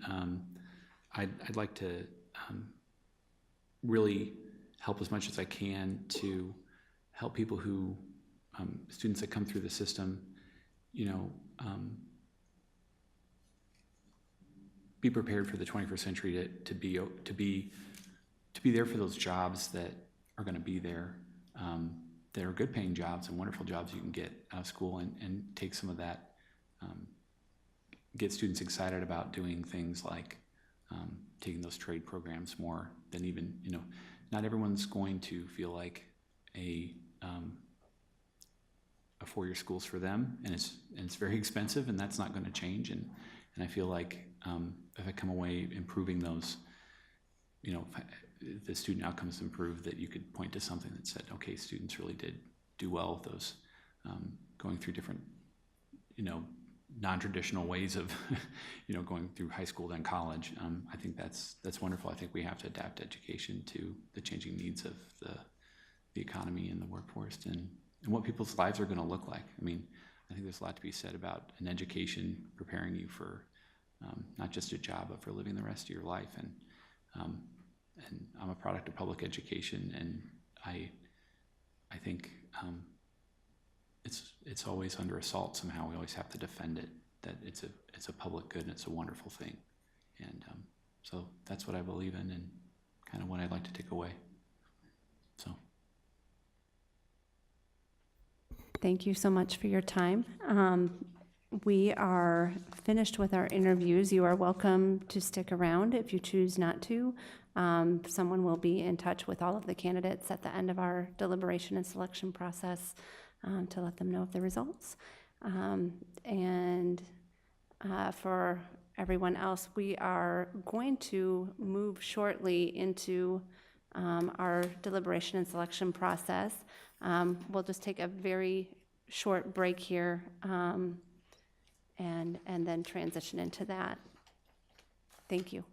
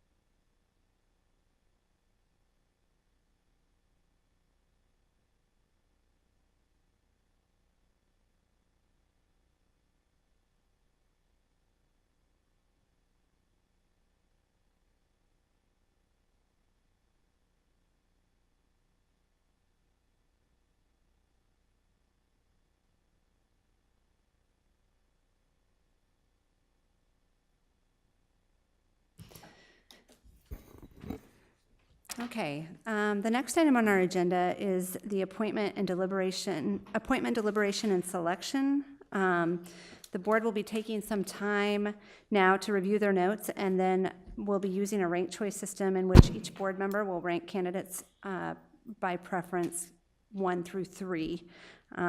Kirsten and I will then tally those rankings, publicly announcing each board member's list of 3, and the board will proceed with deliberations based on those results. So I ask that the board take a little time right now to, yes.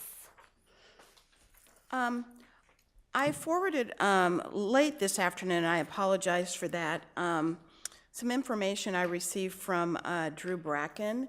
And I don't know if everybody's had a chance to read it, so I want to read into the record a response that I got from Drew based on a conversation we had regarding an inquiry I made on conflict of interest. And this is Drew's response. Dear Terry, we talked about whether there is any potential conflict of interest arising in the current process underway where the school board is filling the District 3 vacancy. More specifically, you explained that one of the candidates for the vacancy is a teacher employed by Oak Ridge Neighborhood. You serve as the CEO of the Oak Ridge Neighborhood. You ask if this common interest, working for the same employer, presents a conflict of interest for either you in the process, for either of you in the process. I do not believe it presents a legal conflict of interest for either of you. Iowa Code Section 279.7A relates to school board member conflicts of interest. This code section relates to interests in public contracts or other business dealings of the school district. Therefore, this statute has no bearing and does not forbid your involvement or the applicant's involvement in the present process. I also reviewed Iowa Code Section 68B2, relating more specifically to public official conflicts of interest. That section generally addresses possible conflicts between official duties and outside employment or activities that may be in conflict with official duties. Once again, that section of the code has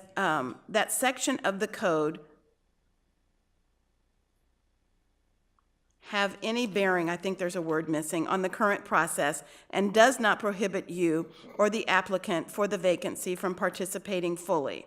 If the applicant is successful, these sections of the code also do not restrict two people with common outside employment from serving on the school board together.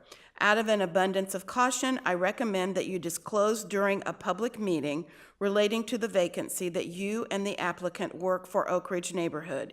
You can share this opinion that we do not believe that this common interest presents a legal conflict of interest for either of you. Beyond that, whether you decide to recuse yourself from voting on matters affecting the applicant is purely a personal choice on your part. You have no legal impediment to voting if you choose to do so. Please feel free to call with any questions or concerns. So I wanted to bring this to the board because I want to make sure that there are no questions about the validity of our process or my participation in the same. And if any of you believe that this issue represents my inability to be objective relative to this process, I will step away. But I want that to be on the record, and I would like the board to share with me if they have any concerns. And I will honor whatever it is you believe is appropriate. Do board members have any concerns with what Terry has brought forward? Couple questions, Terry. So I know you're a CEO, so you're in charge of everybody, but what's your relationship? First of all, this is Duana Bradley. Correct. So what's your relation? Does she, what level is she to you? Yeah. All that kind of stuff. I'm so far removed from her that it's like, night and day. She actually works in our 21st Century After School program and reports directly to the program director, who is John Spinks. So I have no relational requirements with her relative to supervision, evaluation, etc. Okay. And then did you encourage her to go apply for the board? I did not. I didn't know. I didn't even know where she lived, to be honest with you. So thank you. Mm-hmm. Anybody else have any questions or any concerns? I'm given the answers to those questions and what Drew from Allers Law has given you. I'm comfortable with your participation. I was wondering about it, but then it seems like you reached out and made sure, I guess. Thank you. Again, out of an abundance of caution, I just wanted to make sure that I had my I's dotted and my T's crossed, and also I had the benefit of giving you the final decision about my participation, so thank you. That's appreciated. Okay, so board, please proceed with filling out your sheet with your rankings of number 1 being the highest, 3 lowest, top 3 preference. And as you finish those, please hand them to Kirsten.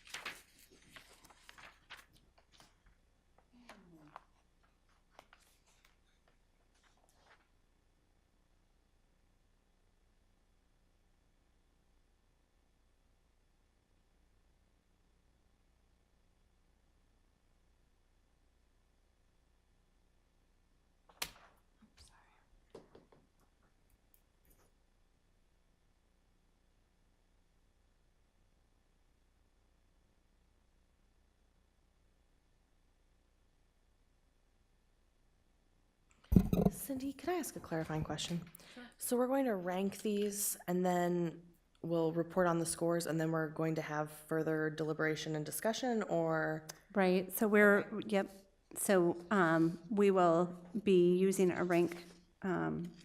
So once all the rankings are in, we will need to read out loud each board member's ranking. And I will keep a tally as you read them and let the board know who had the most first, who had the most second, yeah, the results of those. Okay, Okay? thank you.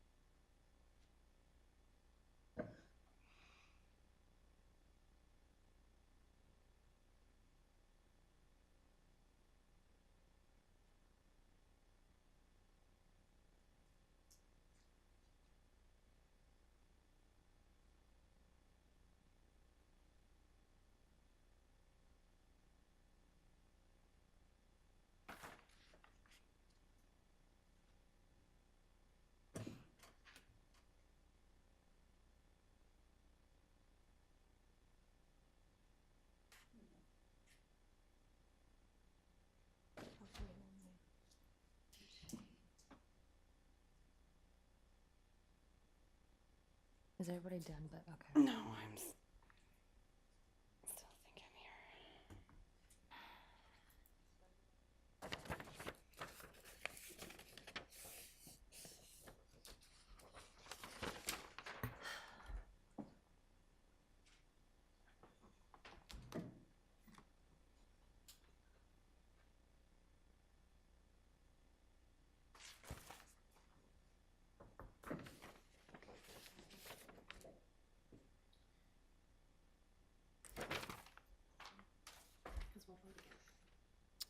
Yeah, well, yep, and so once we,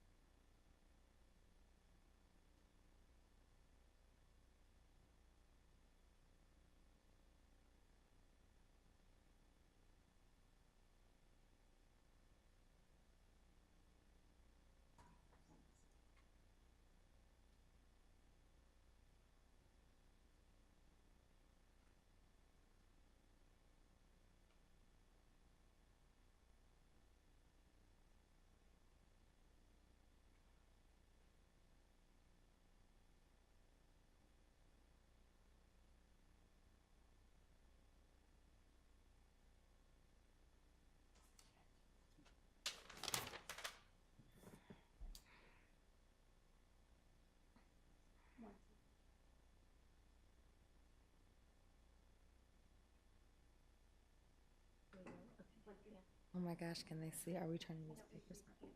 No, I'm very happy you did.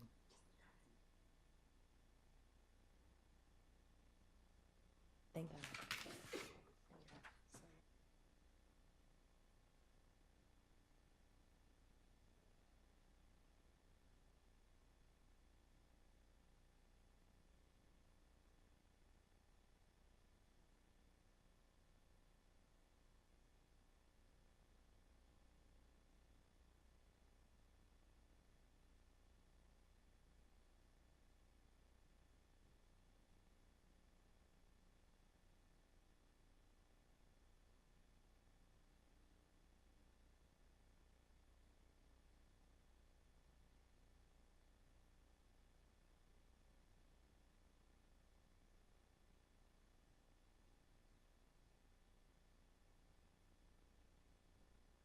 read them out loud and then we'll tally them, who voted and what their rank was.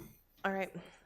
Miss Deanna Langford ranked for number 1, Dwana Bradley. Time's up. For number 2, Susan M. Griffiths. And for number 3, Suzette G. Jensen.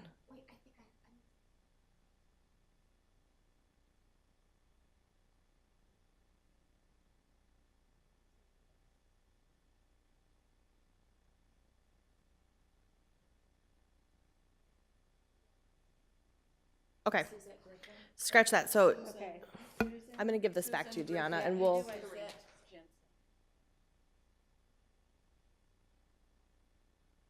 Their names are similar. Okay. So Miss Deanna Langford for number 1 ranks Dwana Bradley. For number 2, Suzette G. Jensen. And for number 3, Susan M. Griffiths. Rob Barron for number 1 ranks Jay Peterson. For number 2, Dwana Bradley. And for number 3, Susan Griffiths.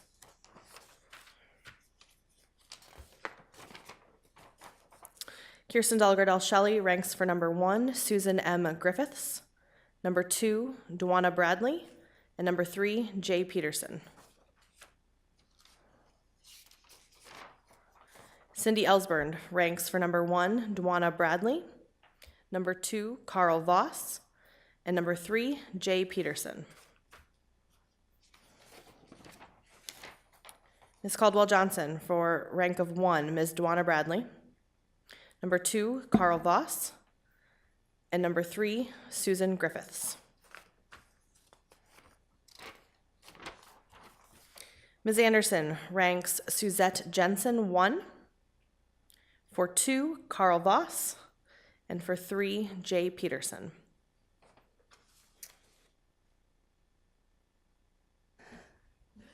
Okay, so if you would like me to let you know, how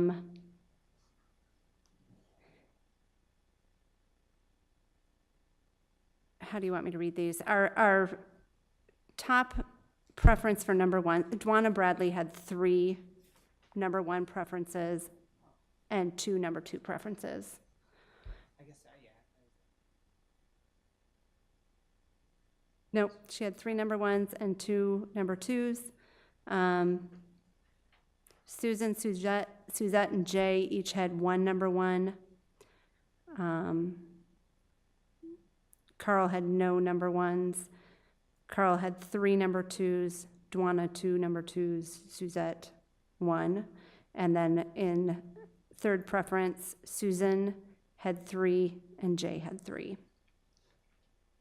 So I guess I will open it up to, Who had the most, like, overall votes? Like, if we would count it regardless of ranking, was there someone who has the most overall votes? Like, is there a strong Dwana had that way? Dwana had 3 number 1 votes and 2 number 2 votes. So 5 total votes. 5 total votes in the top 2. Okay. 4 total votes. Jay had 4 total votes. Oh yeah, I see what you're saying. Okay. Carl had 3 total votes, and Suzette had 2 total votes. Correct. And so there's not a very, Yes. so it's not like someone ended up with 6 votes, correct? That's correct. Yeah, okay. Okay. Now I understand what you were asking me.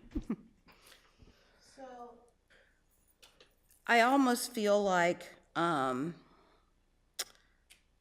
Susan Griffiths and Jay are tied because they each had 3 number 3s and 1 number 1. Mm-hmm. And Carl had 3 number 2s, and Suzette had a number 2 and a number 1, but no number 3s. Right. So of all of these, obviously, if you look at the 5, Dwana had, of the 6 of us casting ballots, at least 5 individuals that cast a ballot in her favor. And then Susan and Jay had 4 individuals that cast ballots for them. And it was a combination of 3s and 1s, as opposed to Carl, who only had 3 individuals, but all of his were 2s. Mm-hmm. Mm-hmm. So, I think this is evidence that we ended up with a lot of quality people who are going to be great advocates for District 3 and all of the students across our district. So I think that's positive. That is a positive. Yeah.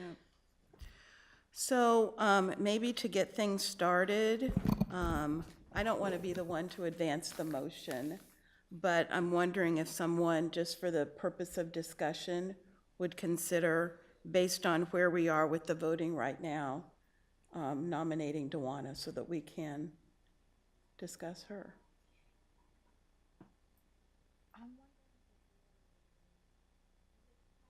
I don't know how you all think, but in my brain, when I'm thinking about who best fills a seat, I'm thinking about comparatively. Like, I'm not just thinking about like what one person offers, I'm thinking about what one person offers in contrast to what another person offers. Is there like a way to do top two to deliberate?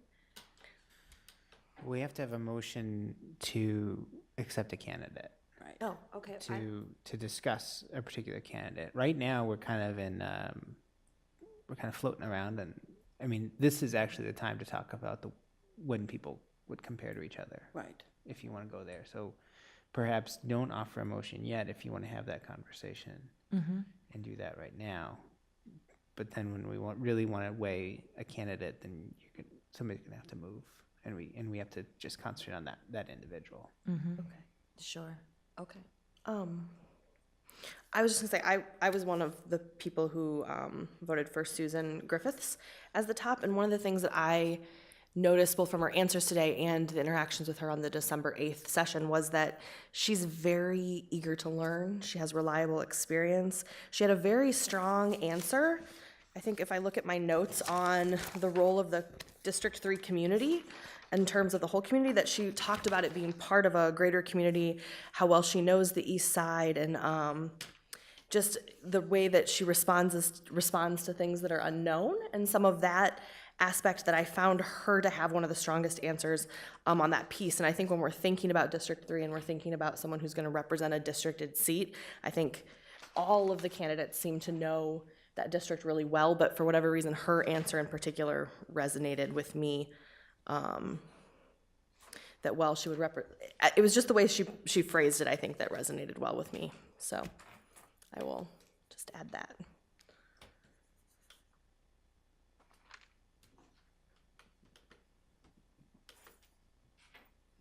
I think the major considerations that I've been pondering when looking at the candidates is recognizing that this is a district seat, and while of course we recognize that you represent all 32,000 students, the idea that we would even have director districts came from what I understand the history of recognizing that we want every voice at the table, and recognizing that certain communities do have different needs.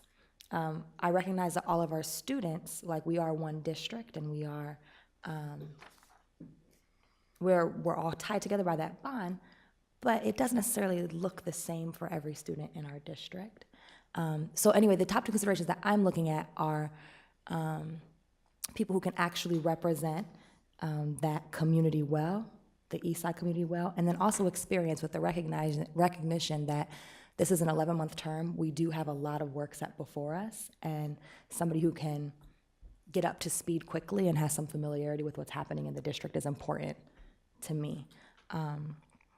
And so that's, in terms of both of those, I saw Dewana both talk about her experience in the community. She has had experience working with different boards within the district already. She's worked within the district. To me, it paired both the community aspect with the experience with our district that I'm looking for. And Susan was also in my top three because she did have that connection, that long side standing connection with the East Side community. The one piece that made me a little wary was she did make a comment about all of the districts being the same. It's just geography that separates us. And I'm not quite sure if that's actually true. From my perspective, I think that there are, and I think she probably actually recognizes that as being a member of the East Side community, but we do have economic disparities that are evident within our district. But yeah, I guess for me it was experience and are you able to represent your district? I'll just chime in real quickly because I think it dovetails off of what you just said. I think those things are also important to me.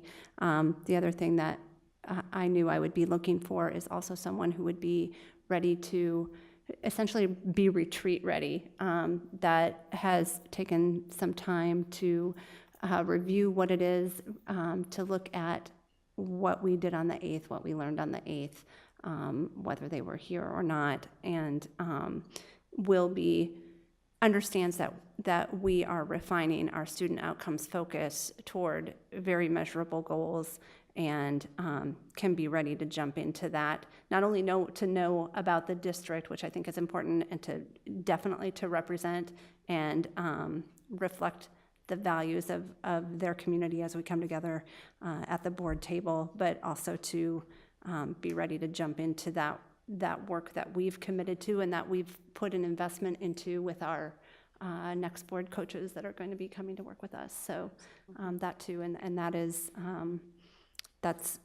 that was the reasoning behind I had Dwana as my top person as well as my number one vote, and so just wanted to add that to the conversation. Let's see. Oh, I was really impressed with Suzette. I don't think that, she didn't have as many votes, but I couldn't, she knows her stuff. I mean, she would be someone who really, and she seemed willing to learn about the board governance. I don't know her very well, but she really seems to know the system, and keeps up with the education issues. And I liked her thinking around older generations that live in that area. I really do think that that's a piece that sometimes we overlook.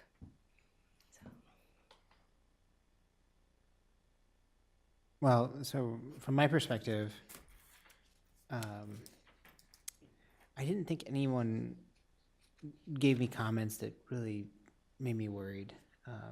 I had a couple people call me about this prior to this session, and my point to all of them was I could see myself serving with any one of those 5 folks. And so actually the third vote was my hardest vote, because I had arguments to put all 3 of the ones in the, not to leave them out. And so I'm really heartened about the quality of candidates that we had for this opening.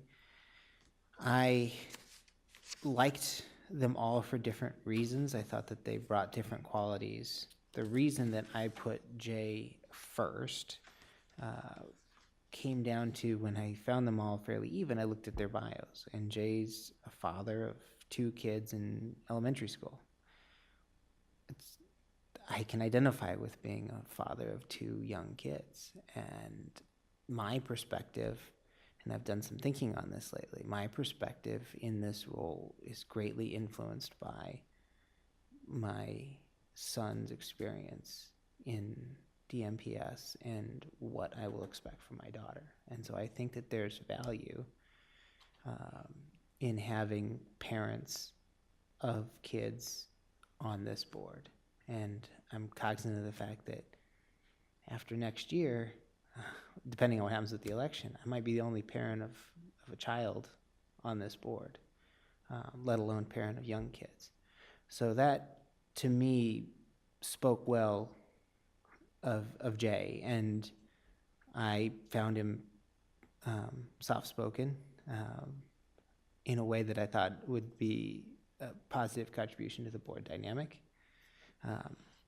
I will say I spent the board training session on that Saturday with Dwana and was greatly impressed with her. Really enjoyed working with her. Found her very energetic and willing to learn. And I thought she did well in her answers today. Susan was somebody else that I didn't get to spend as much time with because she was at a different table, but I liked her answers. So I think it's fair to elevate the fact that, a year from now we could have only one school board member with children in the district, and I don't I think that we need to have a lot of diversity on this board, but I think that we also need to make sure that we have parents represented on the board as well. Speak over. I agree, Rob. I did like Jay as well, and I did like that his kids both go to a public school, and that's the only reason I didn't vote for Tawana is because one goes to private and one public. I know that's a choice, but it's kind of important for, I mean, just that's how I feel. When you're representing a largest school district, public school district in Iowa, I think your kids should go to, to public school. And so, that's all. Rob, I think you make great points. I had not considered it from that aspect that, depending on what happens in the fall, Heather's kids will all be graduated, right? And your kids are graduated, and Deanna and I don't have kids that I know of. And Terry's kids are graduated. So I think given that consideration, and I think given that we really do have 5 strong candidates, that it was very hard to rank any of them, and seeing the spread of our voting, that I think I would like to make a nomination for Jay Peterson. Is there a second? Okay, any further discussion regarding that candidate? Well, wait. For what it's worth, and I realize I'm the one at the table here who put him first, but there was another candidate that had 3 first-place votes. Mm-hmm.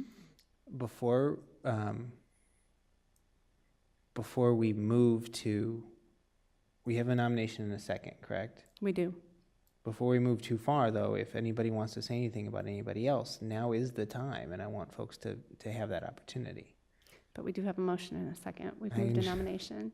So, right, and hopefully the board is aware of that there, once a nomination in a second is made, we're discussing now that candidate and that candidate only. So It's true, I did say that about 20 minutes ago. you said that, and our process was, Well, I there's think still scenario a is process fairly you can clear. move to take the vote off the table, correct? could, So if if we get to anybody that wanted point, to do that. or I Yeah. can withdraw my motion if we get to that point. Right. Okay, so we have a motion in a second, then, is what you're telling Yep. me. So We have a motion in a second. Is there any further discussion, or are we ready for a roll call vote? I'm going to say I think we're ready for a vote. Okay. Yeah, I would just speak on this. So I don't believe that I ranked Jay at all in my choices. And not so much that I don't believe that he wouldn't be a good representative, because I think, as we've all said, they're all individuals that we could likely serve with and likely could benefit from. I think almost to the opposite of your comments, this is a pretty tough table to be around. And I think you've got to be in a position to be able to not only articulate your position, but back it up. And I felt, I didn't feel a level of confidence in the responses that he gave. Not to suggest that I want anybody to wow me or, bowl me over, but I was a little underwhelmed by those responses. And this is a hard conversation to have in open session. Yes. But I think that for us not to be candid and not to feel confident that we can share our opinions in ways that are productive, not only to this process, but to this body, would be disingenuous. So that is why I'm sharing just those comments.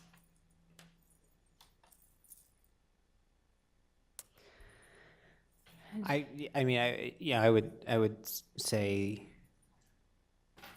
he was not the strongest interviewer of the 5. I said earlier that I don't think any of them, though, gave me a reason not to support them, and I feel that that is accurate.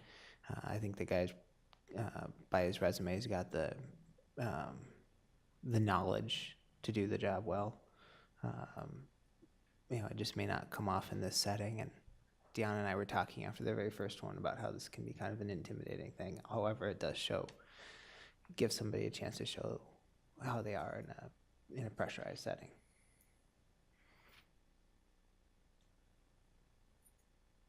Any further discussion? I keep coming back to Heather's comment earlier when she talks about we are the largest public school district in the state, and that was a comment that I'd forgotten through the interview, and I wish that we could go back and have that candidate elaborate potentially on, especially when we think about parents and we think about how and what parents bring to this board and what we want them to bring to the board, of having the experience of having a kid in our schools is so vital. And I know that when Rob talks about that, when Heather talks about that, about what's currently happening, that I weight that in my mind about how that goes. And so I wish we knew more about that. And so that said, like, I think that is a pretty strong consideration for me to have that experience. This is really hard. The social worker in me is like cringing, but I do think that there's something that has to be said about us, really. I mean, when you have candidates that are coming and thinking about the breadth and the scope of the work that we have to do here, we do have to be able to, with kindness, because I do think that everybody was phenomenal. But since this is a situation that we are forced to do, we have to choose. I do think this job is not for the faint of heart. And we all know that. And I was talking with Cindy earlier about how, this is a situation that puts a lot of people under pressure, like and we talked about this too, with 7 people all staring at you, but it's not any different than what we have to do in the community on a regular basis, what we're forced to do when we're faced with difficult situations about everything from collective bargaining to what's happening with our teachers. We have to be able to take a stance on things in a way that is often clear and concise, and I understand that consideration. I do think DeWanna had also expressed it while one child is in the private school setting. She does have a student in the public school setting, so I wouldn't, I just want to say, like, if we went with this one candidate, we wouldn't have anybody on the board who is the parent of kids in school. Well, and I do understood young parents. You mentioned the perspective of a father having 2 young parents in the Des Moines public schools, which I hear that. I think it would be, she also would be a parent of a child in our Des Moines public school system. And I think just for me personally, while I value a lot of the experience that he had, I just think that there was a more experienced candidate. And I think that who, in my opinion, would represent the values of that district well. And for me, that's DeWanna. I did, just as a note, write down that the ages of the children were 13 and 18, and the older one is currently a student in DMPS, so at 18, I'm guessing would be graduating this year. Okay, so he's on I'd his say way she out. was a senior, yeah. Okay, so I flipped him. I didn't write down senior specifically, I wrote down 18, so. Well, then I retract my statement. That would actually not be. Well, no, She I mean, wouldn't. she would be I for think the next that's couple months. for most of these 11 months, But yeah. I hear what you're saying. My point is, a year from now, not knowing who's going to be on this board, but knowing the handful of people that will be on this board, you're only guaranteed to having one parent on this board right now. Understood. And Jay was the only one to mention he was interested in running. Mm-hmm. I think he was the only one that explicitly came out and said that he was interested in running, which if we would choose, if this board would choose to appoint him, the voters are going to get a chance to make that choice in November. Mm-hmm. And I think any of these candidates would be fantastic candidates to run in November. I do too. So this is a tough decision. Yes, it is. Yeah. But what we're tasked to do. Yeah. Right. We do have a motion and a second on the floor. Any more discussion? Then I'm going to ask Rob to take the roll call vote. Sure. So the motion is to nominate Jay Peterson to serve the District 3 spot on the school board.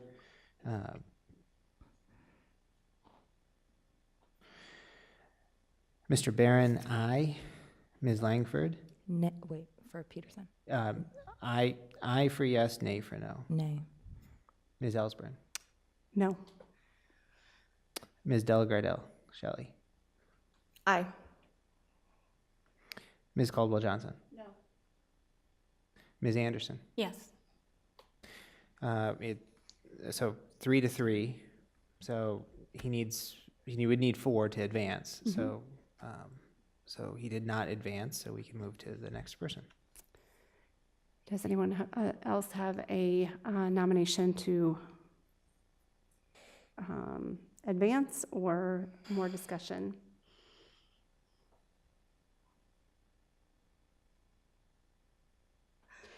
Can somebody, if somebody would like to nominate, to advance another nomination, please make a motion.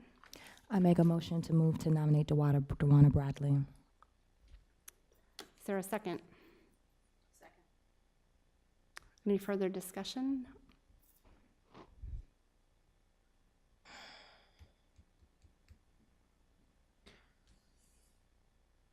No further, well,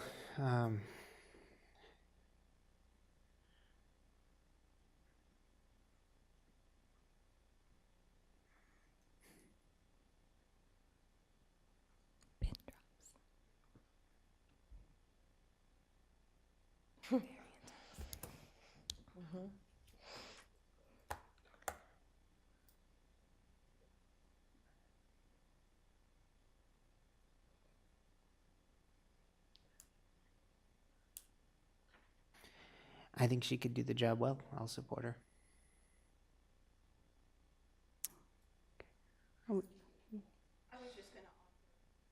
I'm not for sure I realized, and maybe it was in her materials and I missed it, about her involvement on the attendance, as well as the old equity that now has a new name. So she, obviously brings some of that expertise and some of that background. And then, of course, 7 years in the classroom at DMPS, I think, gives her a perspective. And I think she spoke to that pretty openly and willingly, in a way that made me get a sense that she understands the needs from a teaching perspective, but that wouldn't be the only thing that she would take into consideration in weighing the kinds and types of decisions she would need to make at this table, which was a bit heartening because you'd almost think that it may be something a little different than that. But I do like her, and I look at the way we initially scored, and if I go back to that just as the sole factor that sort of moves me to her as wanting to support that, it really is that 5 of us gave her either a 1 or a 2. And I think that speaks to just the ranking component of our process that allows people to naturally rise as you begin to, go through your deliberations. So I would definitely support her. And I'm just going to bring up again the just kind of well, and Deanna can say it again, but the ability to represent the community, the District 3 community, the whole of it, and to just be ready to represent the values of that community. That is one of the things I heard, and that struck me. And again, the readiness to, and the participation in our December 8th training, the readiness to embark on that work, because that is going to be very hard work, and that did speak to me as well. Just the only reason I did like her, the only factor is the private school thing, when she's representing that district, and when things come up, I mean, it might be like, well, you don't even send your kids to Des Moines schools. I mean, it's just, there are people on all sorts of boards, and they don't send their kids to public schools. What does that tell you about the investment that they have in the community and in our public schools? I'm glad you raised that, because I think that is a very valid concern. I mean, the choices that we make as parents are should be weighed when we're considering our allegiance to and willingness to advocate on behalf of this district. To the ability to represent that particular district well, none of us lives there, so none of us is really capable of saying who's better at representing the values of that particular district. Yeah. We're here really to evaluate their fitness to serve on this board and their understanding of our processes. And as I said earlier, I enjoyed spending time with her on Saturday, and I think that she could do that well. But it will, it's something that she'll have to be cognizant of if she gets 4 votes, that she will be asked that question about her choice for her children. I was just gonna say, that was not something that I was thinking of when I was thinking of my rankings, was the point that Heather brought up, and now that she's brought that up, that is a huge question mark for me. That's a big unknown, that as a lover and advocate of public schools who works in a public school district, who, whether or not I choose to have children someday, will always be an advocate for our public schools. I can't imagine being represented on the largest public school board and having a parent who made the choice to not send their kids to that district. And as a parent, she gets to make that choice, but as representatives of our school board and of our kids and of our owners, it feels like an uncomfortable decision for me, but she has a wealth of experience that would also make her a great member to serve on our board. And so it's weighing those two things, and I'm struggling with this right now. I think, yes, thank you for bringing that up again. And that is a point of struggle. And that, yeah, you're right. Yeah, especially in the roles on our legislative action team. So I'm just going to say this relative to that issue. It is not a non-issue. I think it's like the elephant in the room. But that is not for me to explain. It's for her to explain. And I think if we believe that she is the best positioned to be in this role, then that's how we need to vote. If we don't, we need to vote that way as well. But I'm not going to feel like I have to explain what her decision-making is relative to how she conducts, her household or the decisions that are made therein. Quite frankly, we have had a lot of people that have run for school board who did not have kids in Des Moines Public Schools. I know at least on 2 occasions when we've had elections, there have been individuals that have run before any of you were ever on the board. That notwithstanding, the voters ultimately make a decision about whether or not those individuals stand. I guess at the end of the day, if we vote in a way that doesn't support this nomination, then we're going to then be evaluating people who are much further down on our list, not only in terms of their our voting, but also in terms of how we felt just generally about them in the pool. I think if we choose not to vote to support Dewana, then we need to do another ballot, eliminating her from the process and voting again, because I don't believe that it speaks to the process that we've established for ourselves relative to utilizing both the qualitative scoring and the quantitative scoring to make our decision. I disagree with you on that last point. I think that it's not fair to the other candidates to have a second vote and take one person out. I understand where you're coming from, and I think it's a challenge. I think that this board would be well served to unite around one candidate and give a good, strong vote for that particular candidate, so that it's clear.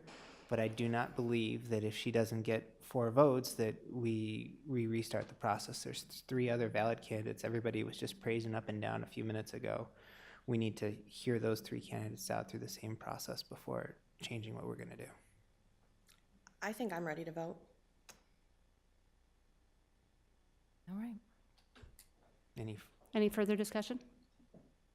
Rob, will you please call the roll? Yes, Mr. Barron, aye. Ms. Langford, Aye. Ms. Ellsburn, Yes. Ms. Delagrange Shelley, No. Ms. Caldwell-Johnson. Yes. Ms. Anderson, No. Dwana Bradley will be our next appointed District 3 representative for the school board. She will be sworn in at a regular board meeting here at 6 p.m. on Tuesday, January 8th, 2019. Thank you all, and I will now adjourn this meeting. Quick question. So will you then be the person that reaches out to let them know the final decision? And how do we also extend our appreciation and thanks to individuals for participating in the process and sharing with them that they're all worthy, and Right. we would encourage their continued involvement in the district up to and continuing into the election in the fall?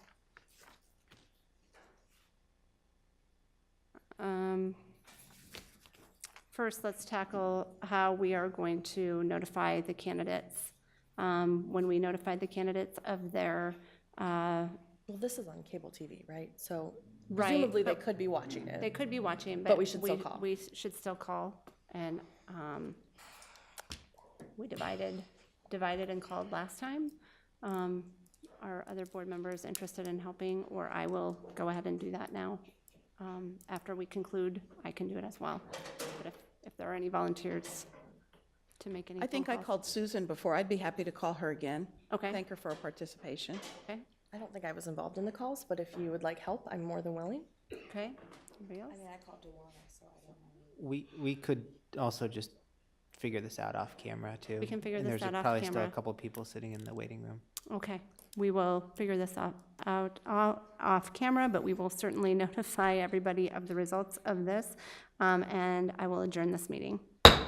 Thank you.